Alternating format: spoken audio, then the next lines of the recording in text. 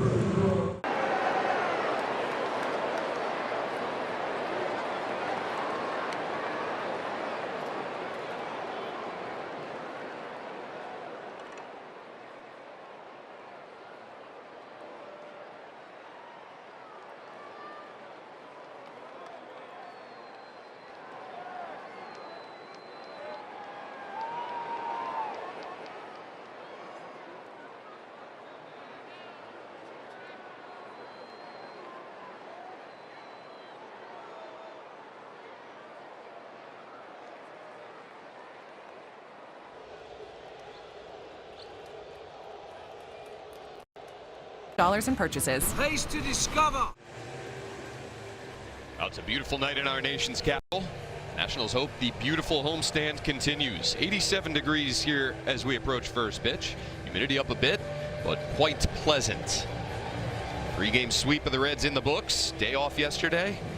And now another test against this Cubs team. Second in Major League Baseball in runs scored. First in on-base percentage. They draw a ton of walks, with Pete Crow Armstrong leading the way for them.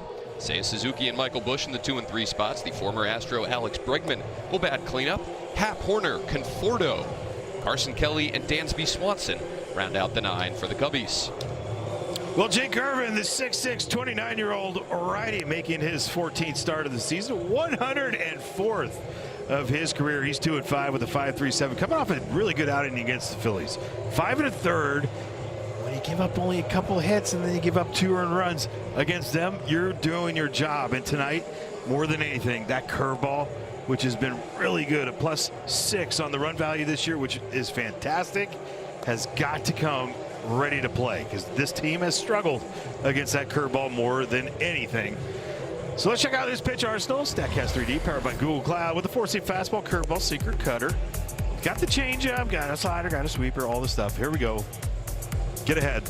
Find a way to land the breaking ball early. We saw him rotating a little bit too much in that first couple innings against the Philadelphia Phillies. Once he got in line, everything seemed to follow. So here's the defense behind Jake Irvin tonight. That's the cannon out there, and Andrew Pinckney, he is in left field. Jacob Young in center. Dylan Cruz out in right field. House, Abrams left side. Nunez and Chaparro on the right. And Harry Ford, as I've said before, he's in the squad. Shout out to Crew. He will be missed. So here we go. Nice hand for Pete Crow Armstrong as he steps in. Jake Irvin is ready. And we're underway at Nationals Park. Fastball missing away at 95. The question is, he's gonna steal a run or two. Do those cheers stay for him? Here. See a bunch of blue behind the Cubs dugout. He's a fun guy to watch. He's ahead in the count here, 2-0. Third in Major League Baseball in OPS. Good numbers career against Irvin. 3 for 9 with a double and a homer. 26 home runs on the year. He's driven in 71. Swings and misses at another lively heater. 2-1. Ooh, that's good signs, though. Seeing that 95. He was down to 88 the other day, then clicked it back a little bit. I think there's a couple conversations after the third against the Phillies, so nice to see. Pete Crow Armstrong, the only All-Star for the Cubs this year. Shocker. He's made it back-to-back years now. 3-1. No, they just have, their team is just such a solid team. Yeah. That you would think that they'd have a lot more than that, but it's not the case. Count leverage for the Cubs. Leadoff man. The 3-1. Hit in the air left side. Chasing after it, House. Foul ground. He has a beat on it. And that's how you want to start if you're Jake Irvin tonight. Advantage count. 3-1. He's been on a heater.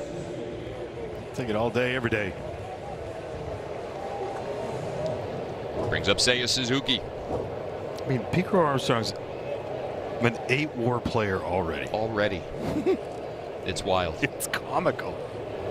And you see some guys who are somewhat in that same level of success, that it's one tool that is really leading the offensive side. Aaron Yes. Judge, I mean, Trout, he got away with some good defense too. Base running. That might have been like the ones that we would comp it to. Maybe not as prolific with the power, but the kid's just an absolute wizard with a glove. You don't say that about center fielder too often. It's fun to watch. Irvin ahead of Seiya Suzuki, 0-2. Harry Ford took that foul tip off his glove and it kind of spun around a little bit. Getting checked on by home plate umpire Ryan Additon. Irvin's 2-strike pitch. Misses up with 96. He had a good off day. Yes, he did. Suzuki 19 homers on the year, 66 driven in.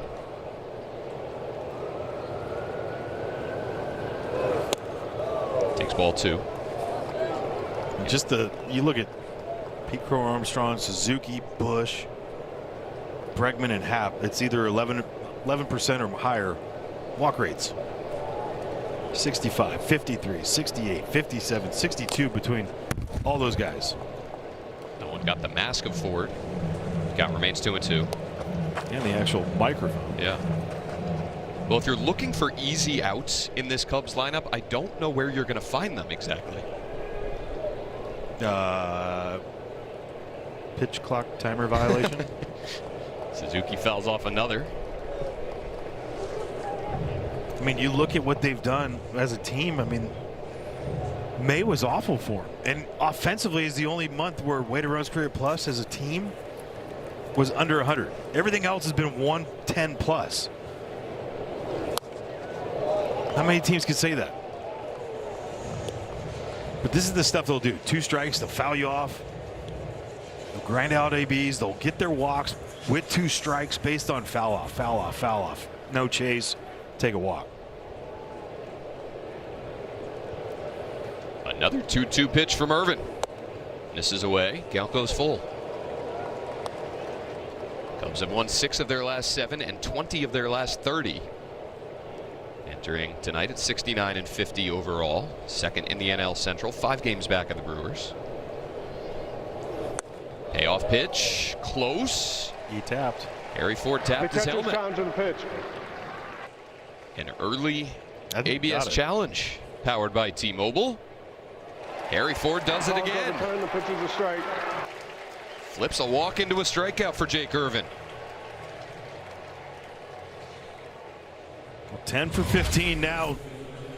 With the challenges, he nailed it. He's added 5 strikeouts now. Taking away 2 walks. Reds fan behind the plate's like, I saw that all weekend. Michael Bush fouls off a changeup.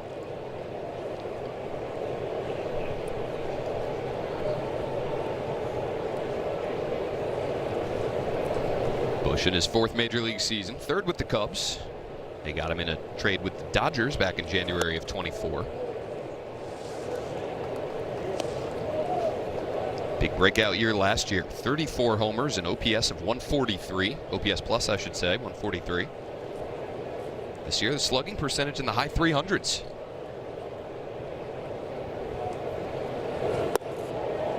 Takes the changeup low, 2-1.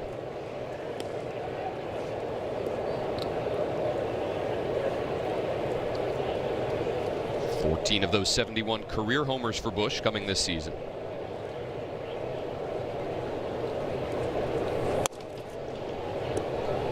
Three balls, 1 strike. It's almost throwing. I mean, he's got some good velocity going right now. Throwing through some break. Not missing by a whole lot, but still getting himself into hitters' counts. Check swing into the Cubs dugout. 3-2.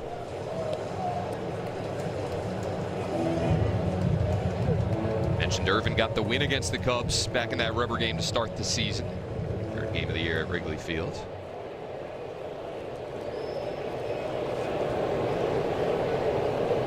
Three-2. Hit in the air left side. C.J. Abrams back on it. Andrew Pinckney coming in. He'll call off the shortstop and make the catch. So 20 pitches needed for Irvin, but a 1-2-3 first.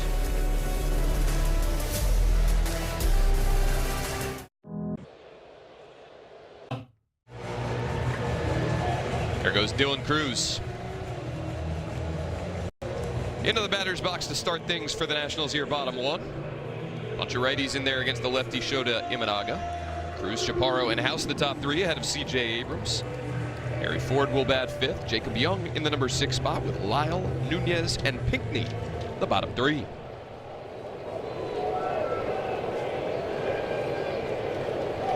First pitch from Imanaga. Foul tipped into the mid of Carson Kelly. Oh, for Shota Imanaga. 5'10 lefty, 32-year-old, 24 star on the year, 8-9 with a 3.6, and he has been absolutely fantastic. How about his last 6 starts? If they've scored a run for him, they've won.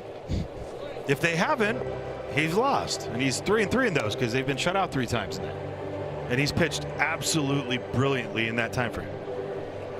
Think about that. Last 6 starts, 3 times shut out.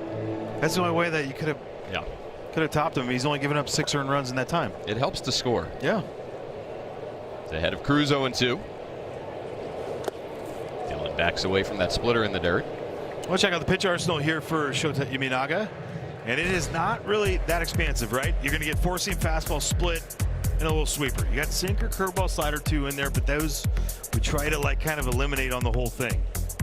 It's about the 4-seamer split. 4-seamer, one of the best induced vertical breaks out of any lefty starter this year. That's around 18, so you got to get a ball and a half above where that actual one is. And the split this year, a 41% whiff.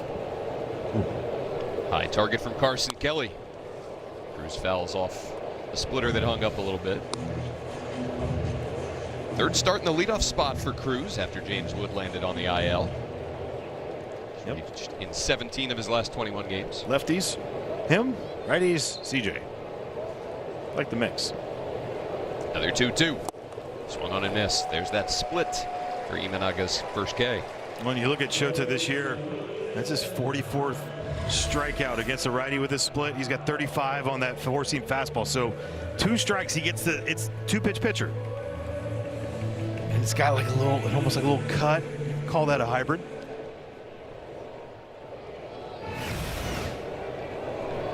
Brings up the hottest hitter in Major League Baseball since the All-Star break, Andres Chaparro. Since the break, leading the majors in slugging percentage and OPS. Nice series against the Reds over the weekend. 3 for 4, 2 doubles and 5 driven in. Calmly takes ball 1. Franny, I love seeing guys get an opportunity and maybe after struggling a little bit early on, start to find it at the major league level, and that's what Andres Chaparro has done. Well, the thing is that, like, yeah, it was struggle, but he still was finding ways to get on base. He's got over a 12% walk rate. Really, that was the part that you like to see. But for me, when watching Andres, I mean, he's really honing in on that heart of the plate, taking advantage of anything over the middle part, as good hitters do. And you get a guy on there, it's just like nobody on, it's boring at bat. Multiple guys on, he is absolutely dialing up a great AB. Look out here on a 3-1, middle of the plate, and he pops it up. After it is Bush into foul ground, and there's the second out. All right, well, the biggest strength on this team, you could always talk about offensive stuff, but how about a defense that has half the errors, 44 than the Nationals this year, who have 88. Ian Happ in left field, Pete Crow-Armstrong in center, and Seiya Suzuki in right. Best arms are everywhere. Like, they're phenomenal. They charge it hard. They do a lot. Bregman, Swanson left side, Horner and Bush on the right, with Carson Kelly behind the plate. Strike 1 to Brady House. I was talking to some Cubs people before the game. They said we have all above average defenders out there. What a luxury. Talked about the exceptional defender out there in center field, Pete Crow-Armstrong. Alex Bregman has done a really nice job at third. They got Dansby Swanson cleaning up at shortstop. Ian Happ, 4-time Gold Glover out in left field. It's just guy after guy after guy. 0-2 to House. Taken down and in.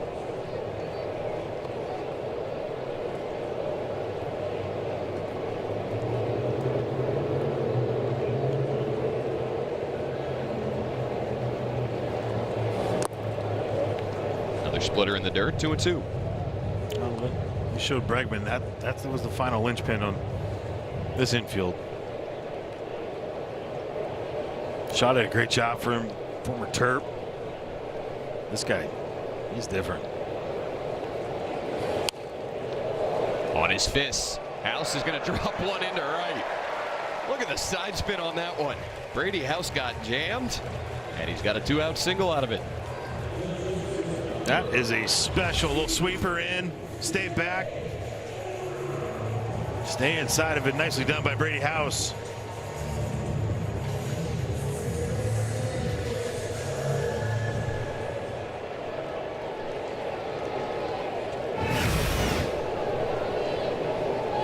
And aboard for C.J. Abrams. Takes ball one. Abrams hasn't seen Imanaga great in a limited sample. 0 for 4 with 4 Ks. Is that rain? Yeah, a little bit of mist falling now at Nationals Park. Visit clouds? Yeah, looks beautiful when you look slightly above us to the clouds.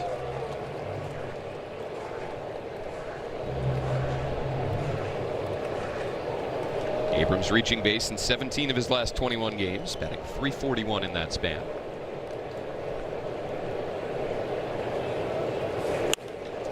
It's one high and deep to right field. Suzuki back on it, looking up. There it goes. Came into the at-bat 0 for 4 with 4 strikeouts against Imanaga. No longer. C.J. Abrams a 2-run bomb here in the first, and it's 2-0 Washington. And just enough carry on that one. He was 2 for 23 against lefty sweepers this year. No longer. RBI number 300 and 301 of his career to go along with it. C.J. Abrams 1 homer away from the magical 30. Gets over 90 RBIs on the season, now 91. Grady House extends the first inning with a bloop. C.J. Abrams gets the Nats on the board with a blast.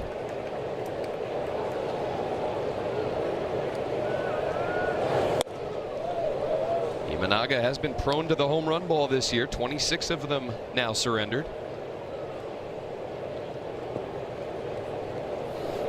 He's behind Harry Ford 2-0.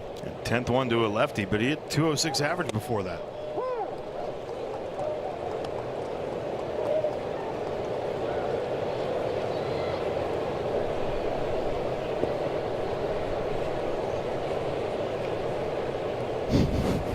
It's like you only got 29. That's what he said. You only got 29. Yeah. He's coming. 3-1 now on Ford. Like Butera acknowledging earlier today that James Wood probably won't be ready to come off the IL when his 10-day stint is up. He's able to get in some light work earlier today. And here's that homer, top of the zone with that sweeper, stays on it long enough. It's not a full-on barrel, right? You don't look at it going, oh man, he crushed it, but swing path, the backspin, everything involved. Hammer. Swing and a miss by Ford. He's down on strikes, so 2 Ks in the inning for Imanaga, but a 2-run bomb for Abrams. Oh, CJ time, 90 RBI on the year, now 91 as well. Oh, that I didn't think it was going to go out. He did. He's got 29 of them. 2-0 Nats.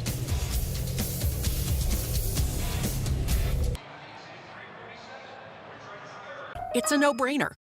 Jake Irvin retakes the mound here at Nationals Park, sporting a 2-run lead. Fires strike one to Alex Bregman. I'm interested to see what that velocity is this inning. He was up like 2.5 miles an hour on his season average on his fastball. That one at 92. You see it where it stands. Nice to see the 94. And again, it's not all about that. It's just trying to figure out how much he has in the tank. CJ's got plenty in the tank, and the Nationals now 89 first inning runs scored this season, far and away the most of any team in baseball. It's been a theme all season long. Nice play down there.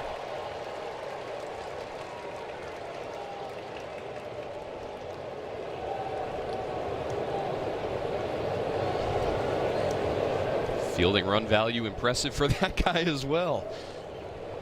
Breaking ball misses down and away. 1-2. Bregman, a 3-time All-Star, 2-time World Series winner with the Astros. Signed a 5-year, $175 million deal with the Cubs this offseason.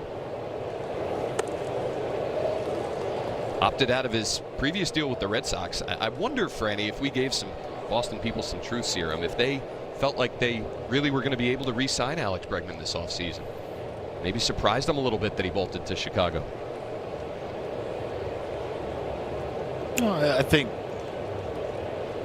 they had an idea about what was going to happen and what they wanted to do, and they thought they did enough to impress him when he was there, and nope. I just wonder how many people you polled would say, like, hey, if you had $30+ million on the table, would you turn it down? Say, I'm opting out. Takes a confident ball player to do that.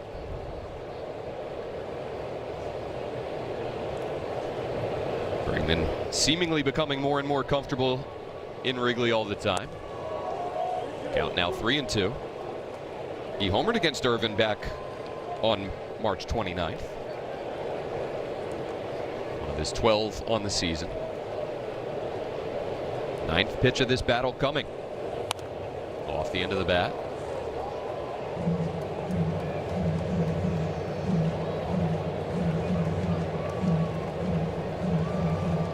Ian Happ and Nico Horner to follow Bregman here, top 2. Another long at bat by a Cub hitter. And that's ball 4.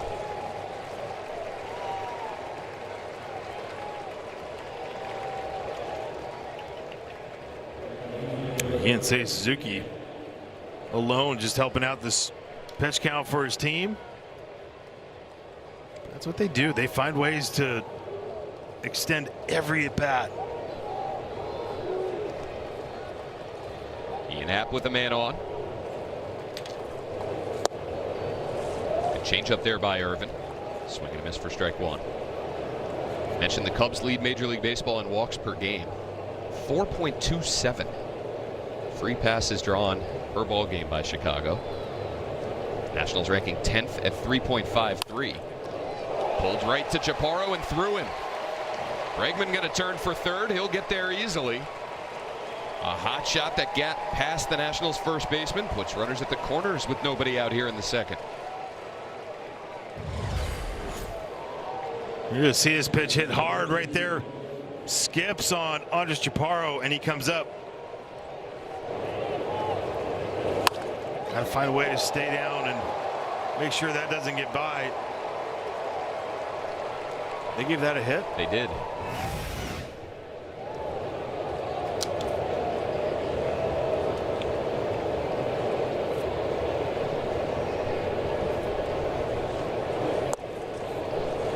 Nico Horner takes ball 1. So Irvin had to work hard in that 1-2-3 first inning. 20 pitches, 11 strikes. Now in a jam here in the second. Got in on the hands of Horner there. Good two-seamer running at him. Ball and a strike.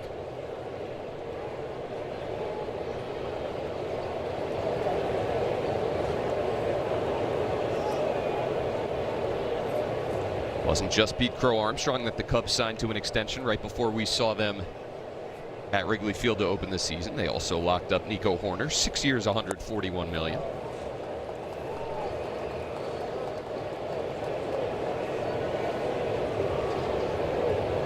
Just a bunch of really good ball players all around. Hit well out to right. Cruz back on it. He'll get there in time. Tagging at third is Bregman. He'll come in on the sac fly by Nico Horner. 2-1 on Horner's 56th RBI of the season. Yeah, and his 6th sac fly of the season. Took advantage of mistakes, and some might say that was not a hit by Ian Happ.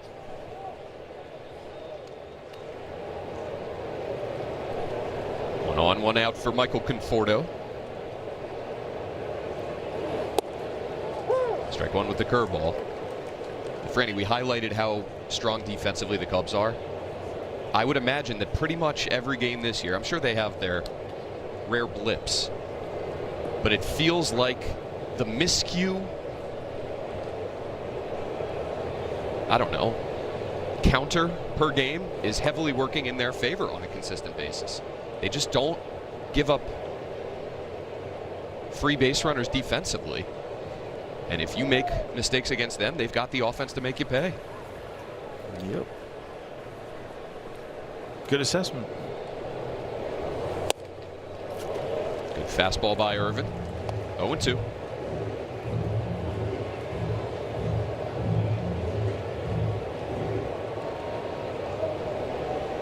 Conforto, 33 years of age. Last year with the Dodgers.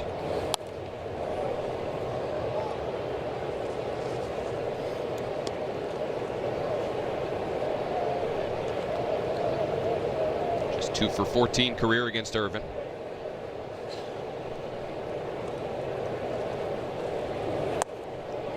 Drops the sweeper on him and it just missed. 1 ball, 2 strikes.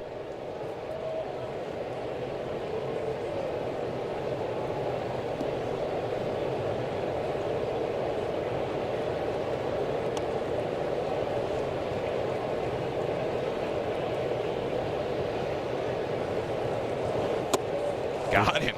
Waving at a curveball. Second strikeout for Irvin. And there's 2 down here in the second. Nicely done right here by Jake. Just finding a way to make it look like a strike. Popped out of his hand. And then get on top of that to get the good finish, but it worked out.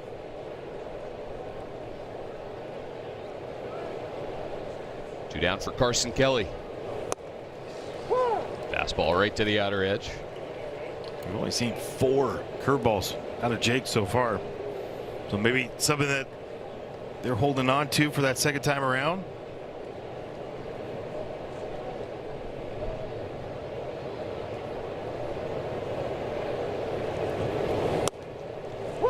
Another one right to the edge. 0-2. Irvin trying to limit the damage here in the second. Cubs had runners at the corners with nobody out.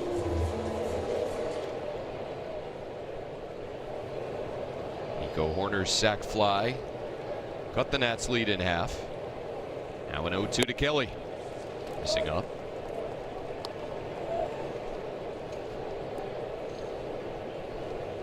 Kelly, a Chicago native. Cubs his 5th big league team.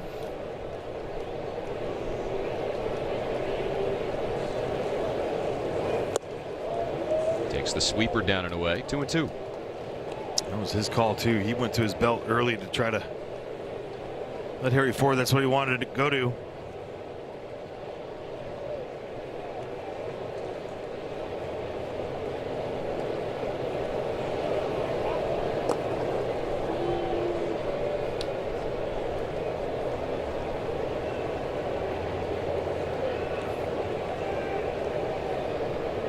Another long inning for Irvin.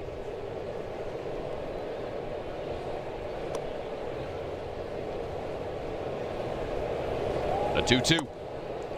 Misses. From 0-2 to 3-2.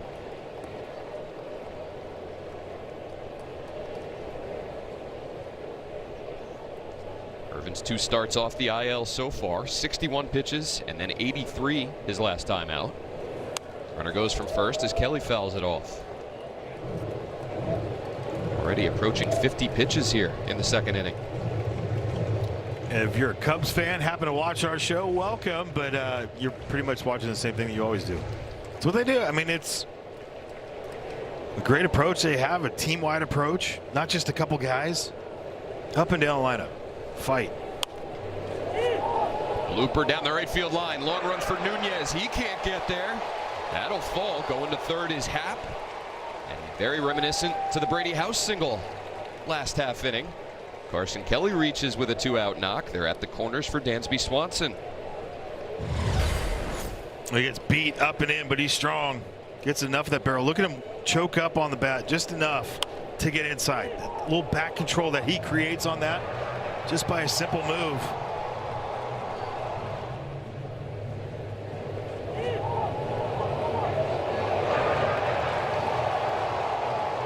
Hard. Give Quentin Berry a good look over there at third base.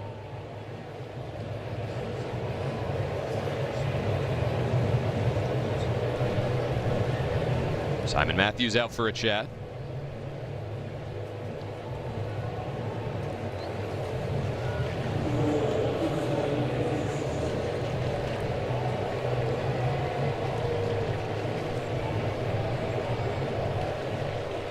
And here's Swanson.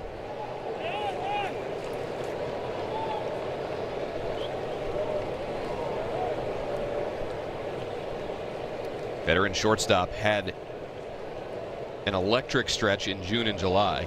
10-game span where he had 8 home runs and 26 RBIs. Take strike one on the breaking ball. Power numbers for Swanson this season: 17 homers, 63 driven in. Almost exclusively in that 9th spot. They've just found something. He's been comfortable there and delivered so many times.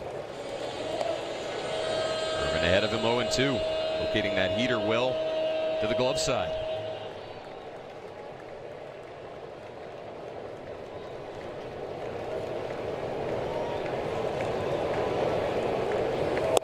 Got him. Stuck with the fastball, blew it by Swanson. And he leaves 2 stranded here in the second. Cubs get on the board, but the Nats still lead 2-1. Say you get a...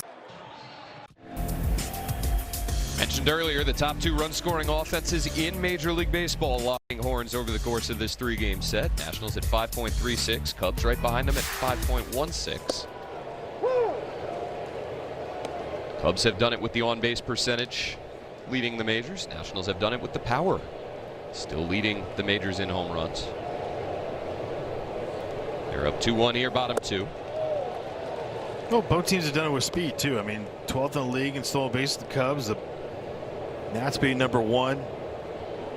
Marlins are closing in though. We're at 124 coming in tonight. 130 for the Nats. And against a team like the Cubs, obviously the power is going to be great, but finding ways to get on base and taking an extra base here and there when you can, especially against this outfield. But that stolen base becomes a factor. Jacob Young hits one well out to left center. This ball's traveling way back and out of here. Jacob Young reaches double digits. Home run number 10 on the season. The Nationals have left the yard twice against Imanaga so far. It's 3-1 Nats. Well, get on top of a heater. He does just that. And JY with 10. 106, 427 feet. More shocking, JY hitting 10 or JY hitting an oppo bomb in Wrigley or at Wrigley Field this year? I'm going to say the oppo bomb. I believe in that 10 homers. Came into this season with 5 in his career. He's got 10 this year alone.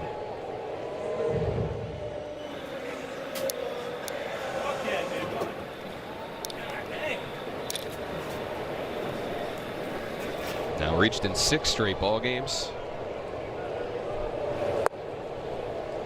Swing and a miss by Lyle, and it's 0-2. And just continued his torrid second half. He becomes a 10-10 guy. I don't know if you thought about being a 10-10 guy here in the big leagues, and it's not a joke. It just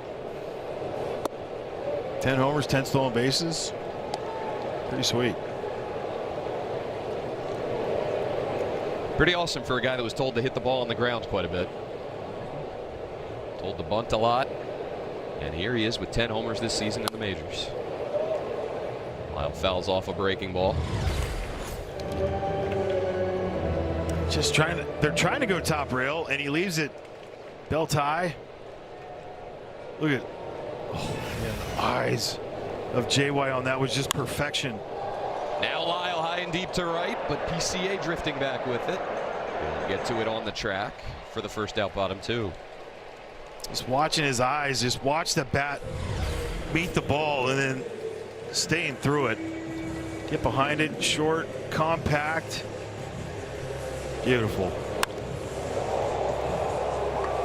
Well, dad strength, we thought about it game 1. It's true. Ellie for the win.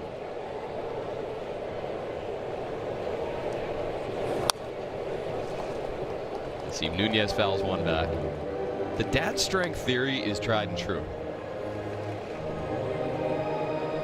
And the home run ball continuing to plague Imanaga.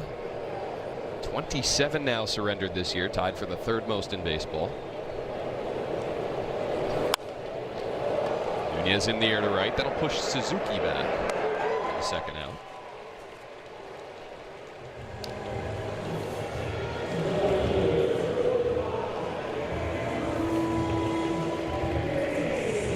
Top of the next inning, we're going to have Andrew Alvarez toss on a headset. Join us down next to the Nationals dugout. That'll be cool. Talk with the lefty who's continuing to pitch well. There he is.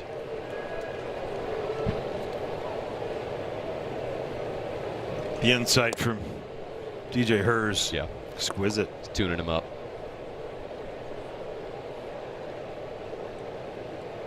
Good to see DJ getting back on a minor league mound again as he continues his rehab from Tommy John. Just said, I had to let it eat when I got out there. Tough to hold it back. Missing him pitch. Yeah. Because it was, at least for the first time through, it was electric.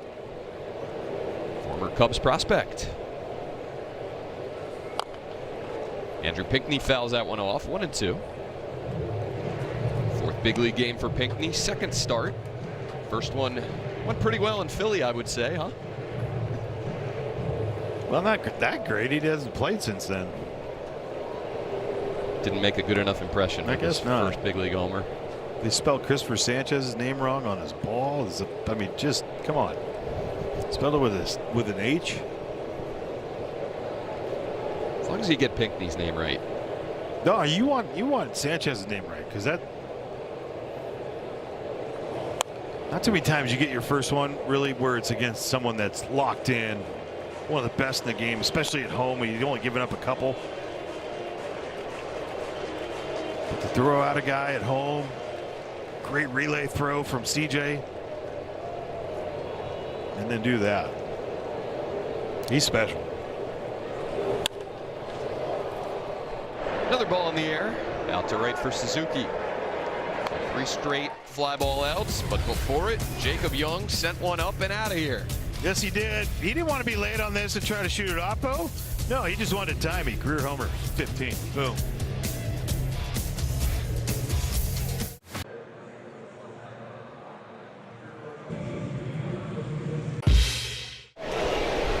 Three-1 Nats as we go top 3 here at Nationals Park. Andrew Alvarez watching from the camera well outside the Nationals dugout, and he's tossed on a headset for us.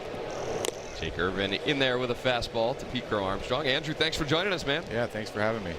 How you feeling? You excited for this? You fired up? Yeah. No, I Be honest. I mean, it's not something that I'm used to, but you know, it's an exciting first thing to do. So listen, when you're running hot in the big leagues, you do stuff like this. You get to talk to the broadcasters and the fans, and you're running hot right now, man. How do you feel about how you're progressing? You got a taste of big league baseball last year in September. You pitched really well.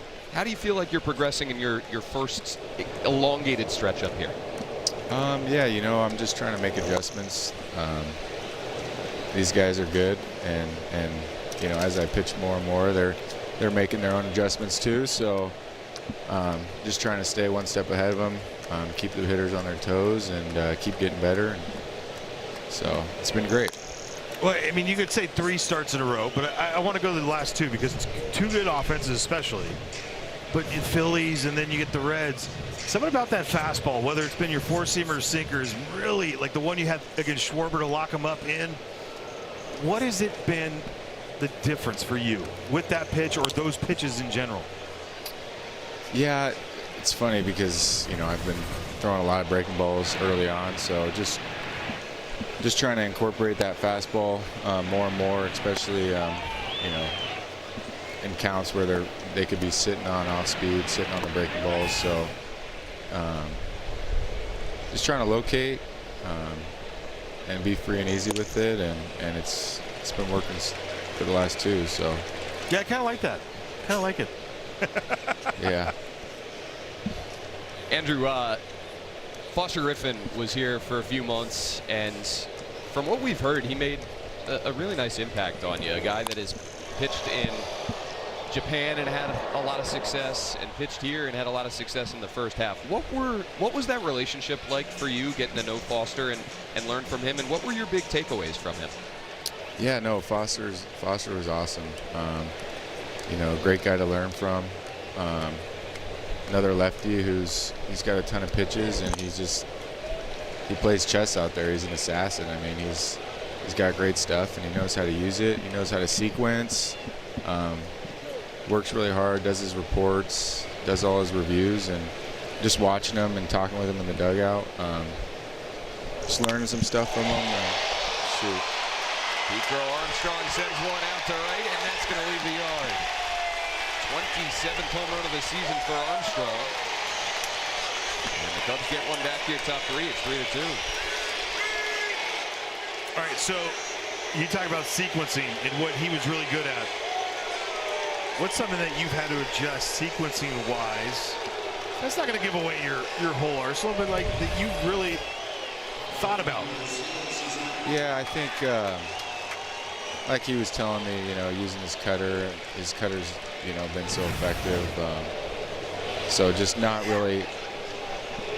going away from your strengths. If maybe a hitter's report tells you that your strengths line up with their strengths, just being more aware of it and knowing how to use it and sequence it in a way that it protects it. So I think just using that fastball, using 2 different fastballs to the righties along with the breaking balls, getting inside and getting something moving away and then something moving under, just trying to work east-west and north-south. So, and the changeup's been coming along too. So that was the other one. Yeah, changeup's been working. Just trying to incorporate that more and more. And as I'm seeing hitter swings, learning hitter swings, and reading them, and just trying to go off that. And especially, both of our catchers are awesome. And a nice player. Yeah, Jake picks that ball up, squirting past him onto the mound, and gets the first out here, top 3. When you're talking about, watching guys swings and seeing the swings, how different for you watching from the side, watching your scouting reports, and then you get in game and you're looking at it going like, man, I thought it was this. Right, yeah. Well, sitting from the side, you can't see in and out as well. Yeah. So that was another thing the past couple of starts, something that Foster mentioned, that he watches a lot of video. We're back at short. Abrams will take charge. And there's 2 down. Watching a lot of just video on their past, 10 ABs and whatnot. So just trying to find lefties with similar stuff and see how they attack them, And as I'm looking at that, I'm looking at their strengths and weaknesses and how they're lining up against the hitters. So, just at the end of the day, just trying to be convicted with every pitch, and that's going to be the best pitch that you throw is a convicted one. So something that gaining confidence with reading swings and stuff, and just trying to go after them. Walks have been a problem in the previous starts before, so getting high pitch counts. So just trying to keep the pitch count down, get deeper into games, give the bullpen a break. So 1-1 count here to Bregman. Andrew, 2 outs, so we got to be a little careful here. But I wanted to ask you about the Nationals coaching staff allowing you to get deeper into games. You've gone 6 1/3 and 5 1/3 in your last 2 starts. What does that do for you in terms of confidence, and also how much does that make the sequencing and those things that much more important when you know that you have the freedom to go deeper into games? Right. Just understanding in between innings, talking with Dew and Simon, just going over previous at-bats, what you threw to them, what worked, how they reacted, and then going off that for the next at-bat. So, as you get into third at-bat, that'll find the seats. As you get into your third ABs, yeah. As you get into your third ABs, that's where something that I haven't necessarily had in the past early on. So as I'm getting deeper into games, seeing guys 3 times through, so just trying to work with our catchers, work with Dew and Simon in between the innings, and make sure we have a good plan of attack and go from there. 2-2 coming from Irvin to Bregman. Fouled off right side. Well, Andrew, keep going, man. It's been awesome watching you develop up here at the major league level. Really happy for your success and excited to watch you more. Thank you very much. Thank you, Dan. Good stuff, dude. Thanks, Franny. Appreciate you joining us. Andrew Alvarez tossing on a headset for us. Thanks so much to him. Irvin's 2-2 to Bregman. Fouled off yet again. Foul ball, foul ball, foul ball, foul ball. Yeah, lots of that. They came into the game averaging around 27, 28 foul balls a game. 10.6 with 2 strikes. I would say they're past that with 2 strikes already, it feels like. 3 straight foul balls by Bregman here. Takes ball 3. Walked leading off the second, came around to score.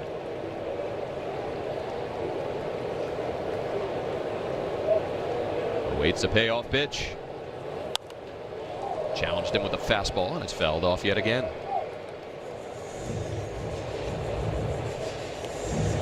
Well, Irvin's certainly getting tested in his 3 starts off the IL, facing the Braves, the Phillies, and now the Cubs.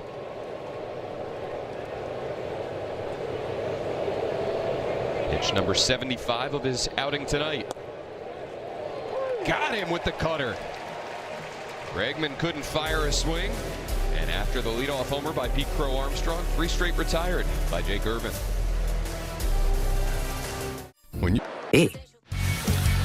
Don't miss a minute of your Washington Nationals. Watch the remainder of Nats games at home or on the road for only $34.99. Don't miss out. Head to nationals.tv. Oh, we got some special Nats fans here.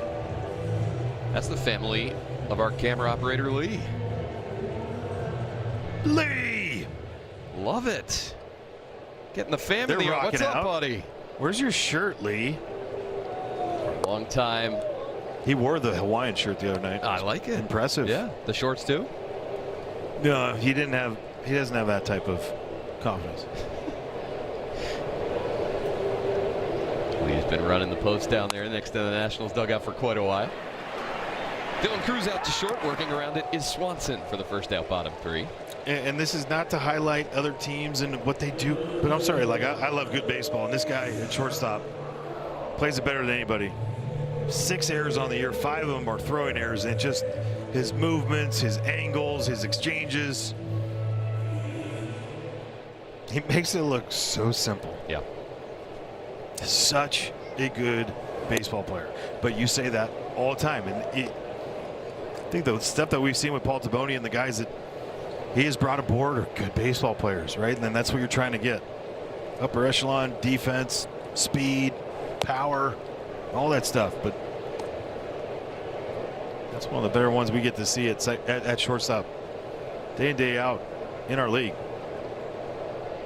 Oh, and a strike to Andres Chaparro. Well, it's funny. You watch guys who started with the Braves as infielders as they progress throughout the rest of their career. Maybe they go somewhere else. How few of them drop off defensively? Ron Washington taught these guys a routine. Right. Well, I mean, you got to remember and put respect on it. Like, he was a 1-1. Of course. You know what I mean? Lots like of talent. That's the other thing. Now, his wife way more athletic than he is. But that guy, I admire people that play that position with such ease over and over and over, and just know that with the ground ball, you want it there, right? I like that a lot because it should be highlighted. Another 3-ball count worked by Andres Chaparro. A 3-2. Pulled hard, foul. Like that right there, if it was caught, would be a major league hang with him. Sam Maul tried to sneak one by him the other night. When he hit one down the left field line, right by the drawn in third baseman.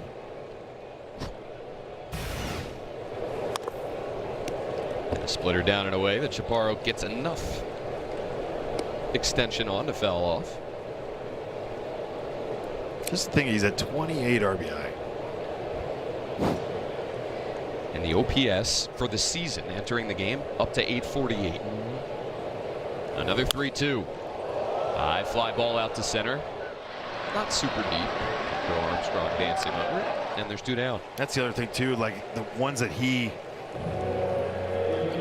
get it, he popped up in the first, but it's like he still took a great hat. Yep. That one right there just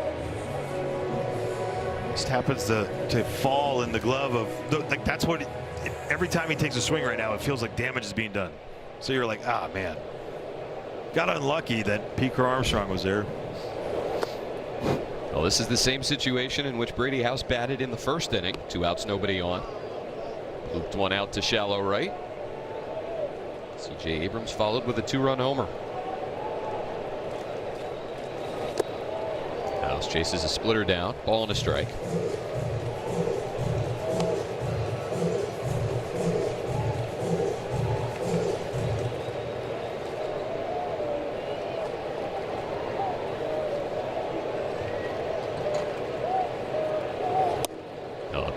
2-1.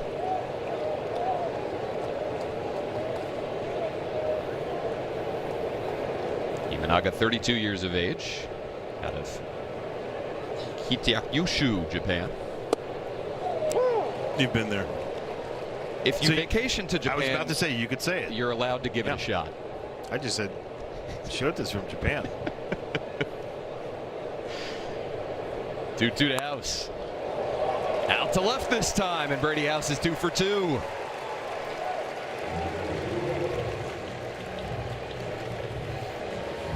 Another 2-out knock. And he took away that one in earlier, right? Fisted it out for a knock. I mean, I feel like he was really trying to stay on something away right here. Be able to get on that pitch. Great job by Brady. It's not how hard you hit him. It's where you hit him. Another 2-out AB for Abrams.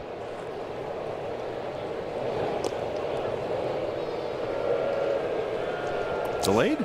Funky move by Imanaga over there. I wouldn't say it was funky. It looked like it was an easy one, and Brady got caught. I don't know. That was odd. 3/4 swing by Abrams. 1-1. Came into the game 2 RBIs clear of Sal Stewart for the major league lead, extending that advantage tonight. 91 RBIs. We could thank his pitchers for doing such a great job against Sal Stewart. Yeah. They were unbelievable. Like what they did against Yordan Alvarez, 1 for 14 in that series. They took away Sal Stewart. And they had plenty of opportunities to change the game.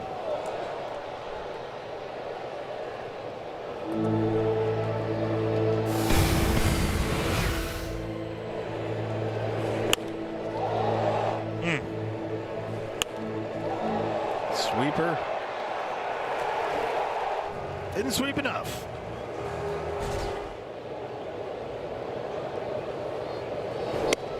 Tried to check his swing on a fastball up, and he did. CJ didn't think CJ thought he went. And he didn't. The moment they checked, he kind of turned around like, all right.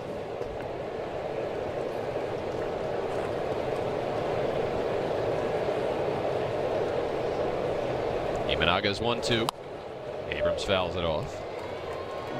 Well, if you're talking speed and power combined, these two teams have 3 of the best in the majors. Pete Crow Armstrong, CJ Abrams, and James Wood. Wood currently on the IL, but the top 3 in Major League Baseball this year in terms of most combined homers and stolen bases. Good take on a fastball away, 2-2. It's pretty sweet. Hey, batting run value this year, 90th percentile here for CJ Abrams. You know what James Wood is at 96, which is crazy. Fastball up, gets past him. Imanaga gets out of the third. It's 3-2 Nats.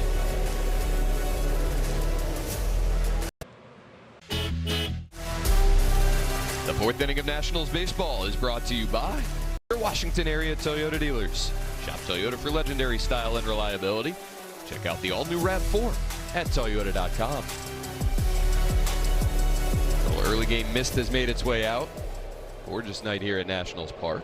3-2 home team as we go to the middle innings. How about a quick one? I'm not talking just 1, 2, 3, but limited pitch count would be huge. 76 pitches now. Happ, Horner, and Conforto for the Cubs here in the 4th.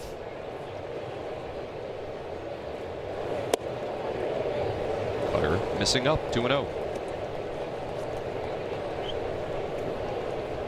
Ian Happ now his last 2+ games, including his first at-bat of the night, 6 for 10. That stretch snapping an 0 for 20, in which he had 10 strikeouts.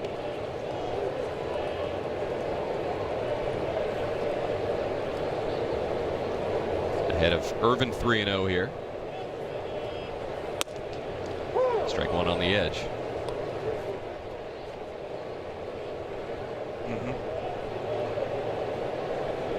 near it.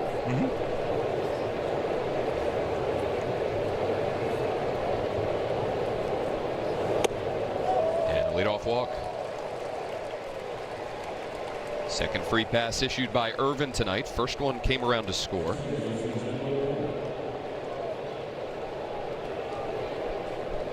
So Happ aboard yet again.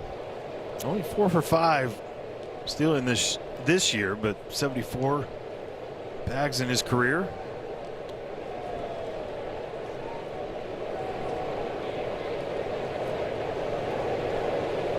See Blake Buterra's mind spinning a little bit here. Well, he just knows that, I mean, it is constant red line pitches so far for Jake Irvin. But that's what they force you to do. They force you to get over the plate. They're willing, just, we'll take all day. But if you make that mistake. Pulled down the line and past the diving house. Horner will head for second. Going to third is Happ. And yet again, the Cubs threaten early in an inning. 2 in scoring position with nobody down. Well, he did his job, number 1, by pulling him in the pitch before on that bunt. Maybe 1-2 steps closer. That's the difference between getting that ball and then that ball getting by. Good effort by Brady House.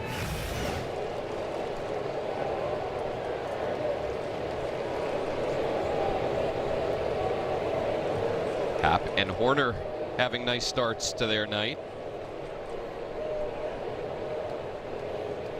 Here's Michael Conforto. Fouls off the first one he sees from Irvin. Mentioned in his last at-bat, he hasn't seen Jake Irvin all that well career. Struck out on a curveball that was up and away last time.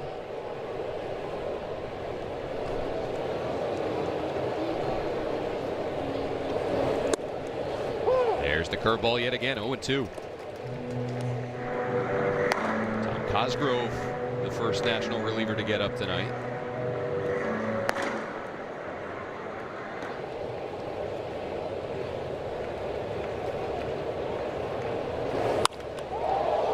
Hit high in the air out to center. Young drifting back with it, short of the track.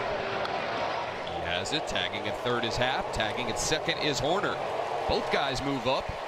And a sac fly from Michael Conforto has tied the game here in the fourth. It's 3-3. Well, 2 for 2 and getting that runner in from third, few of their 2. Trying to go down and away, and you miss. Look, you miss corner, but look where it is. It's thigh high above. Down and away might get you that soft contact in the infield.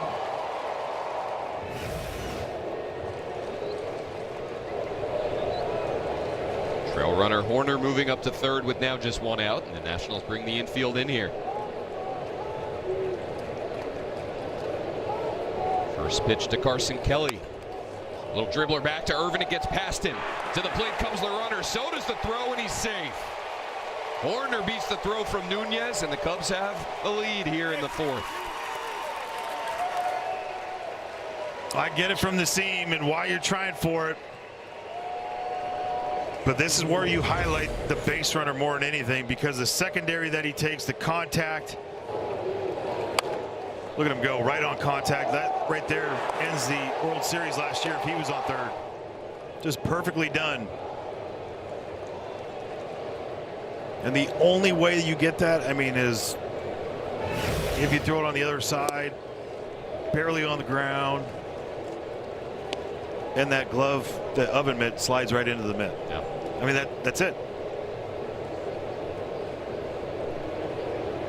Going to give a fielder's choice to Carson Kelly, and RBI comes with it, and the Cubs have their first lead of the night. And that one drills Dansby Swanson.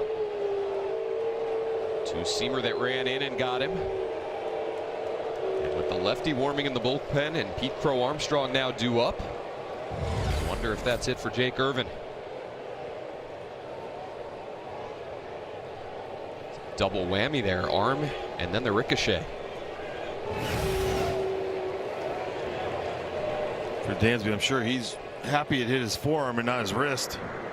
We saw that against Eugenio Suarez the other night.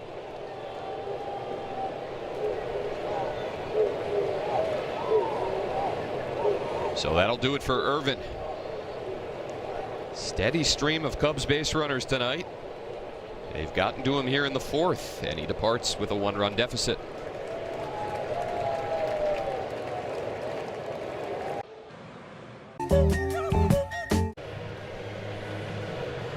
The top two offenses in Major League Baseball putting up some numbers here in the first game of this series. 4-3 Cubs as we play on top four. Irvin is out. Tom Cosgrove is in. Now for the 11th time this year, Tom Cosgrove in there. Everything really good. Sweepers, sweepers, and sweepers. He has the occasional sinker that he's going to throw, but I mean, you're mostly going to get, especially the left-handers, almost 90% with it. He's got a tough one right here. Pete Crow Armstrong with 2 on and 1 out.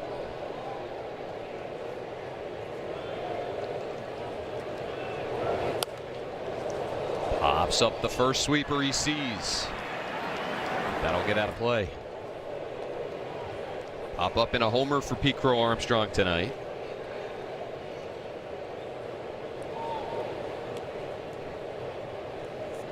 Came into tonight's game with a .488 on-base percentage in August. Reached base multiple times in 8 of their 9 games this month.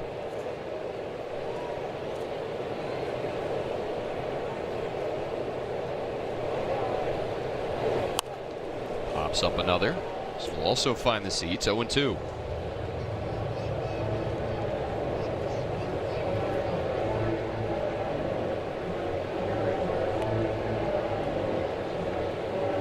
Had 284 plate appearances coming in this year. Against left-handers, he had 7 walks. You want to know about a big change? It's what he's been able to do this year against lefties. 310, 945 OPS, 22 walks. Cosgrove gets him. Fastball away.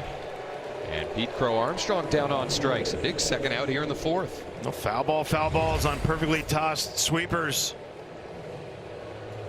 There's still a little chase in there. It doesn't matter. I mean, many guys are going to do this. It's a rarity for him to go way off the plate away these days now. 2 down for Seiya Suzuki. Got a fastball middle of the plate, fouled it off.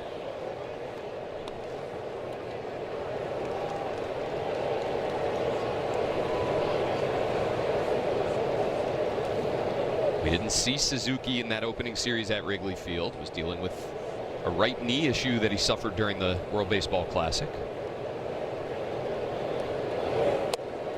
Backs away from a sweeper in. That knee has kind of bothered him periodically throughout the rest of this season until now. But he's put up solid offensive numbers and has improved a lot defensively this year as well. Well, the confidence playing out there more times than not DHing. Kyle Tucker being out there last year, I mean, it limited a lot of stuff. This guy has had one heck of a big league career so far.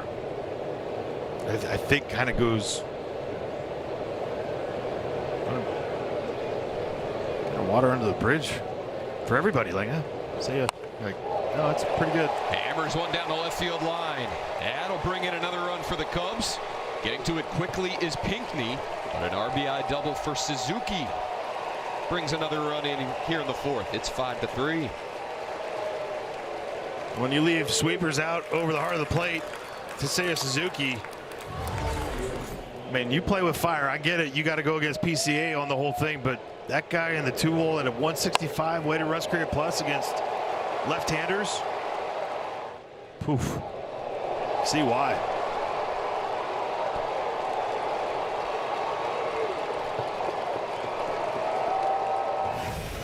Three runs for the Cubs here in this fourth inning. Dansby Swanson at third, Suzuki at second, and here's Michael Busch.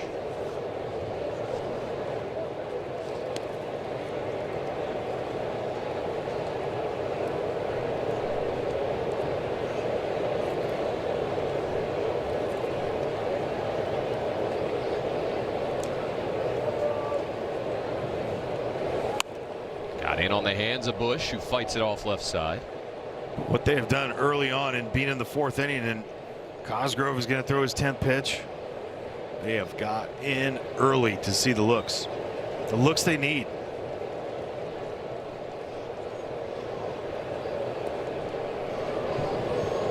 Yeah, a lot of new guys in this Nationals bullpen. So we've talked all the time, Franny, about how first game of a 4-game series, it's really important to see that bullpen as early as you can. Cubs are doing that first game of this 3-game set. Abrams throws out Bush. So Cosgrove strands 2, but the Cubs get 3 and now lead 5-3.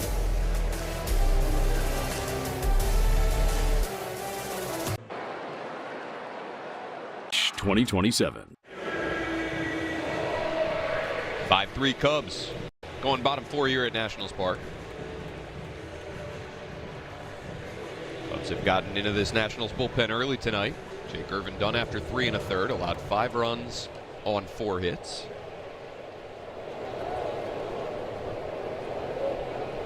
Here come the Nats trying to answer. Ford, Young, and Lyle here bottom 4.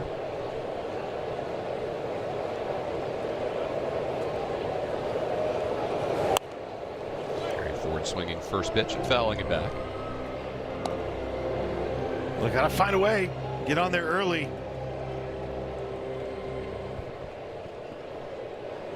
JY hit one to lead off an inning. 2 out hits have helped, but finding some action early in the first guy, second guy, getting on there.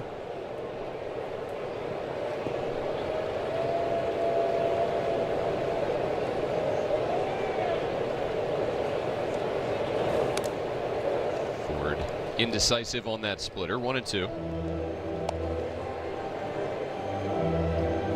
23-year-old catcher in his 14th big league game.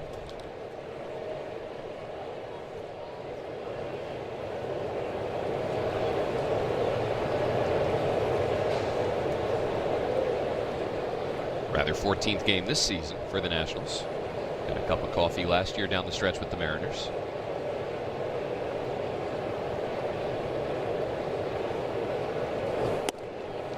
Fastball up and away, 2-2. Well, playing time against lefties, that's usually what it's been for him. Both homers coming off of righties.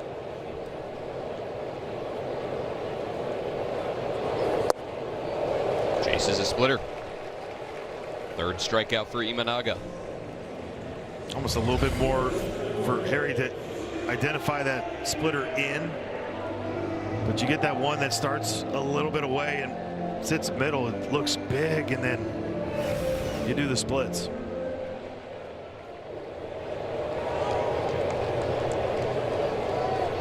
Jacob Young, a leadoff homer in the 2nd.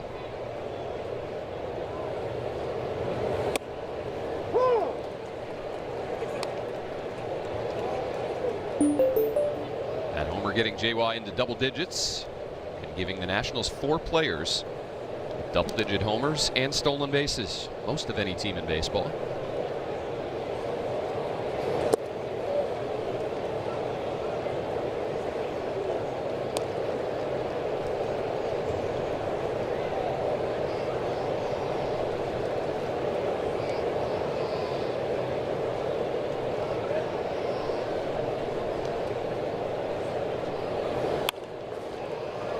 On the ground out to short.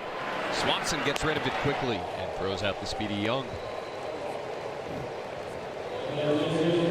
It's just fun to watch. Yeah, the internal clock is pretty accurate. Watch as he takes that first step. He goes a little bit deep, comes around it, gets enough momentum, and it just fires off so quick. It's not even a step into that. It's a little hop.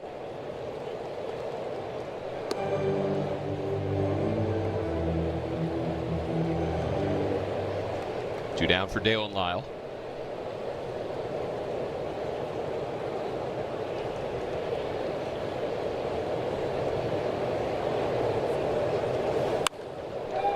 Hit well out to left.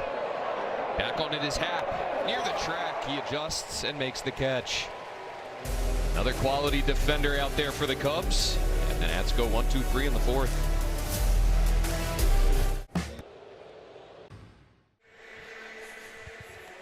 Become a Nats Plus member for the 2027 season. Sign up by September 1st for a pair of custom designed Nike sneakers by Dale & Lyle on early bird pricing.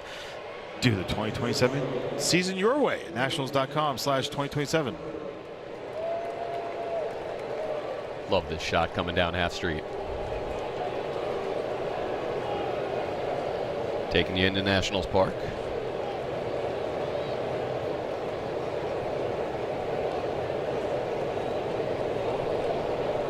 So Tom Cosgrove got 2 outs in the fourth, allowed 1 inherited runner to score. And now here's Max Kranick for the 5th. For Max, came in the other night, gave up a homer with an inherited runner. Found his way right after that. He's had good outings. This whole thing, you could say about any pitcher, but for him, what we've seen is just trying to get ahead and staying ahead and getting in better counts. Not missing more middle of the plate. When he gets ahead and he's doing the good slider, the good curveball down in the zone, he's had a lot of success. He leaves it up, it's been hammered. Bregman leading it off for the Cubs here. That one's hammered out to left. Slider left up, and another leadoff man aboard for the Cubs. It's the 4th straight inning that they've had the leadoff man on.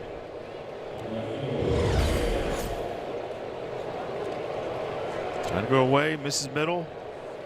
When 2-1 counts, that guy, he's going to take advantage so often.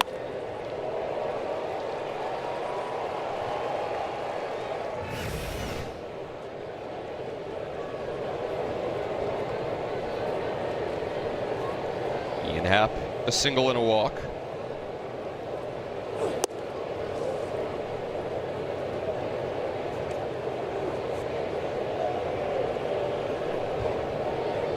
Well, this Nationals bullpen, their last 5 games, pitching to a 1.25 ERA. Allowing just 3 earned runs in 21 2/3 innings. Breaking ball there by Kranick, 1-1.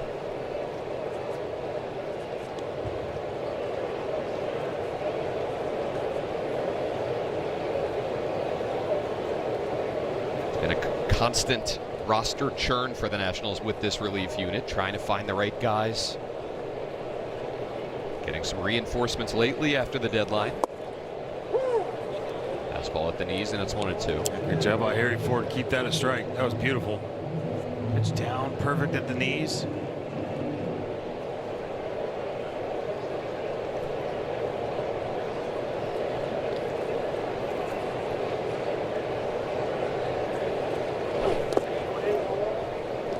Blocking that one down, 2-2.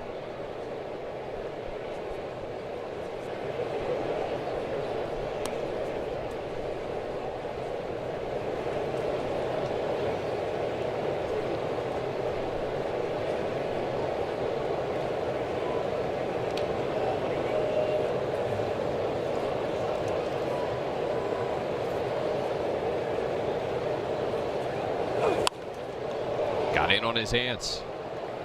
Out to left center. Pinckney for the first out. Nice job right there by Max Kranick.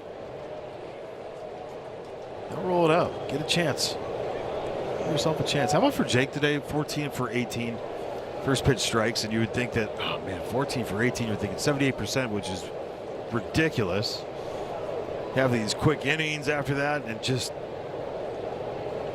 this team, they're going to make you earn it. Nasim Nunez has it get past him. Might have overdove that one a little bit. Into right field off the bat of Horner, and there's 2 on with 1 out. Well, these ones up, he does a good job, better than most. Most people work down to up, but watch, he tries to get higher than it early on. Kind of clips that. Almost looks like sticks a little bit on that lip out there. Ball's hit hard, just out of the reach.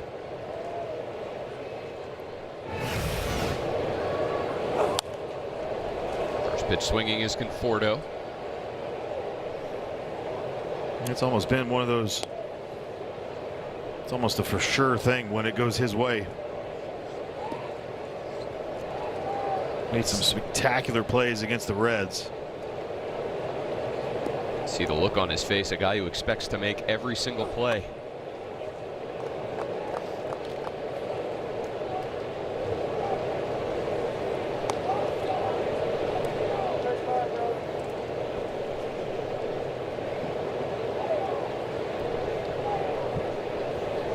Conforto struck out on an Irvin curveball in the second inning. Sac fly to center in the fourth. Fastball just misses, 2-1.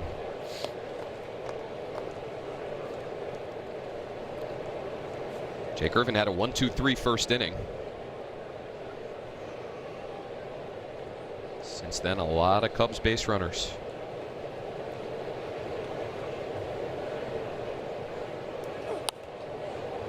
Pop foul left side, 2-2.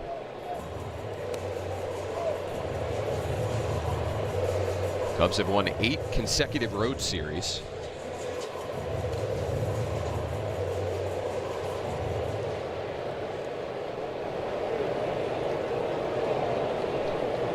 It's the 4th longest streak in their lengthy team history. Most recent longer streak came back in 1912. Curveball low, 3-2.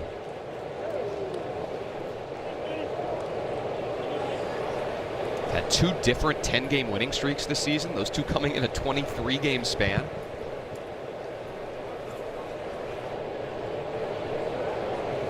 Payoff pitch, missing up. 2 singles and a walk here in the 5th, and the bases are loaded.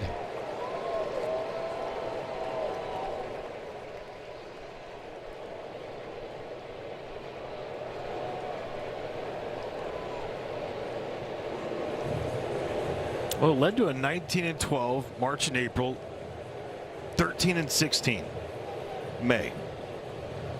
And if they didn't have that May, they have their normal what they've been. That Brewers and them would be really, really, really close. They are really close, but not. They could probably be ahead. Yeah. They've got the 4th best run differential in the majors at +107 entering tonight.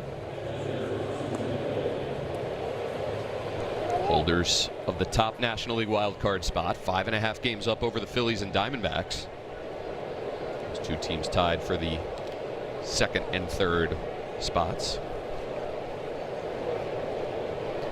So a jam here for Kranick. Bases loaded, 1 out in the 5th.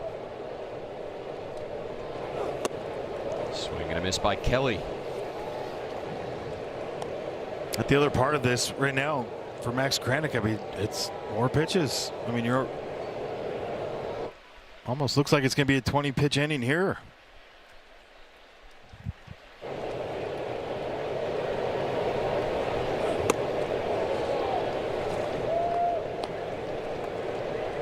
Bregman led off the inning with a single to left.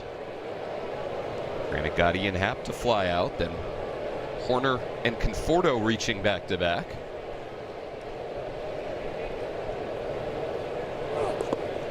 Bouncing well in front of the plate, and Harry Ford did well to keep that one close. Yeah, fantastic job on that curveball. Hit the protector soft out front. Scramble to it. Great job.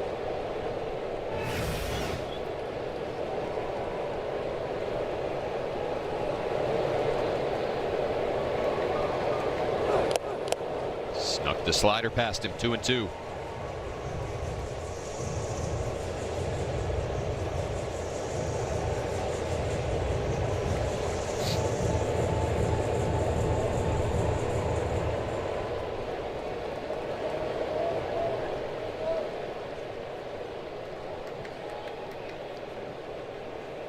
First pitch of the inning from Kranick. It's a 2-2 to Kelly. High pop up on the infield. Abrams to it, and a big second out. Oh, the umpire's pointing up there. Infield fly.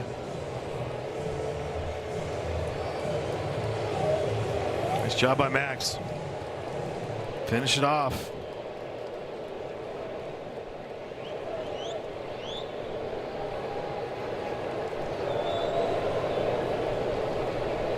Here's the number 9 man, Dansby Swanson.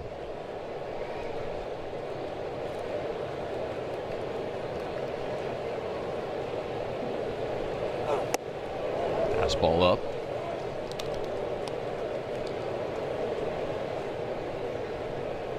Swanson a strikeout and a hit by pitch.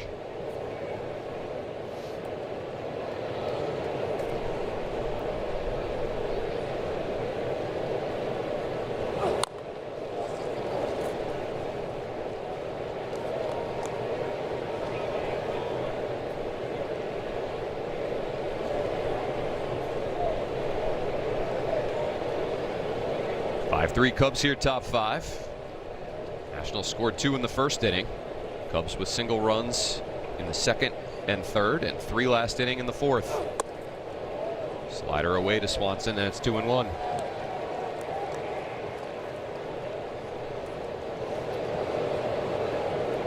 Jake Irvin, 88 pitches in his 3 1/3. Cosgrove 10 to get the Nationals through that fourth inning, and now pitch number 25 from Kranick. Hit hard and foul. Dancing out of the way, Bregman.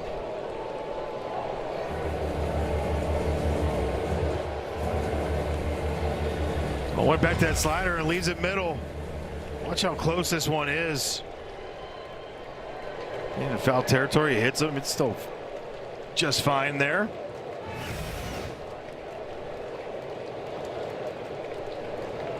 Bregman at third. Horner at second. Michael Conforto down at first.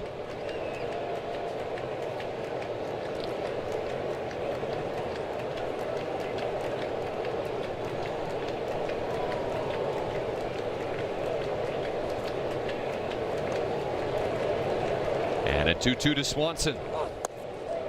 Lays off the slider. Count goes full.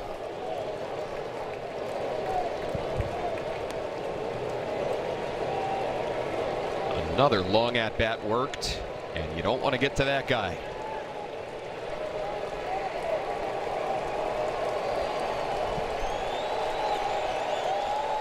Everybody on the move on a 3-2. Line drive down the line, foul.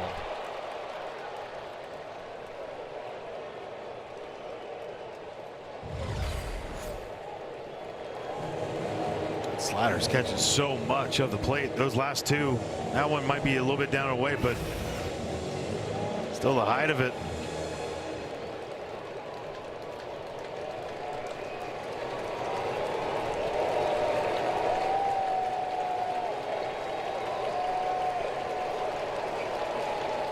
Lined him up again on another 3-2 from Kranick to Swanson. Missing up. A bases loaded walk to Swanson will bring in the 6th run for the Cubs, and they're doubling up the Nats now, 6-3.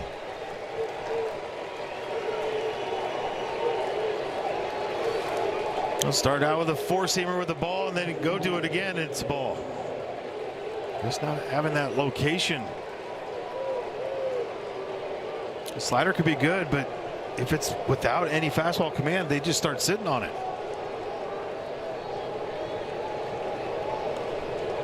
2 singles, 2 walks in the inning for the Cubs, and now here's Pete Crow Armstrong.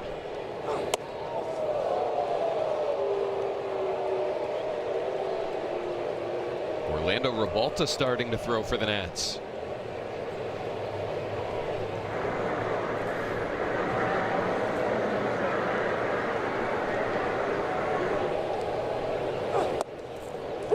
Slider clips the top of the zone, ball and a strike. Pete Crow Armstrong 5 for 9 with the bases loaded this year. Better not go there again.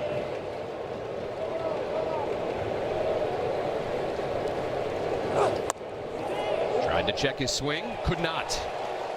Third base umpire Ryan Wills says he went too far.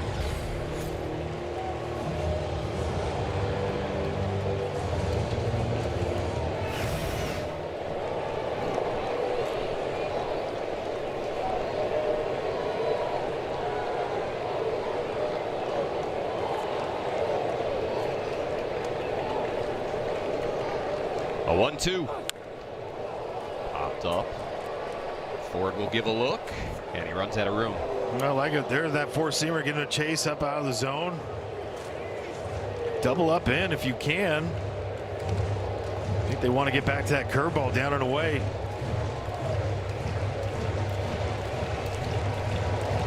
He has hammered sliders this year. He's hammered four-seamers as well, but not at the clip that he has the sliders. Curveballs, not as much. Another 1-2. Taken low. I just think that one more than anything up and in for him on the fastballs, yes, but you bring curveball down there, he's not budging on that. He sees that one. The one away, that might get that swing and miss on.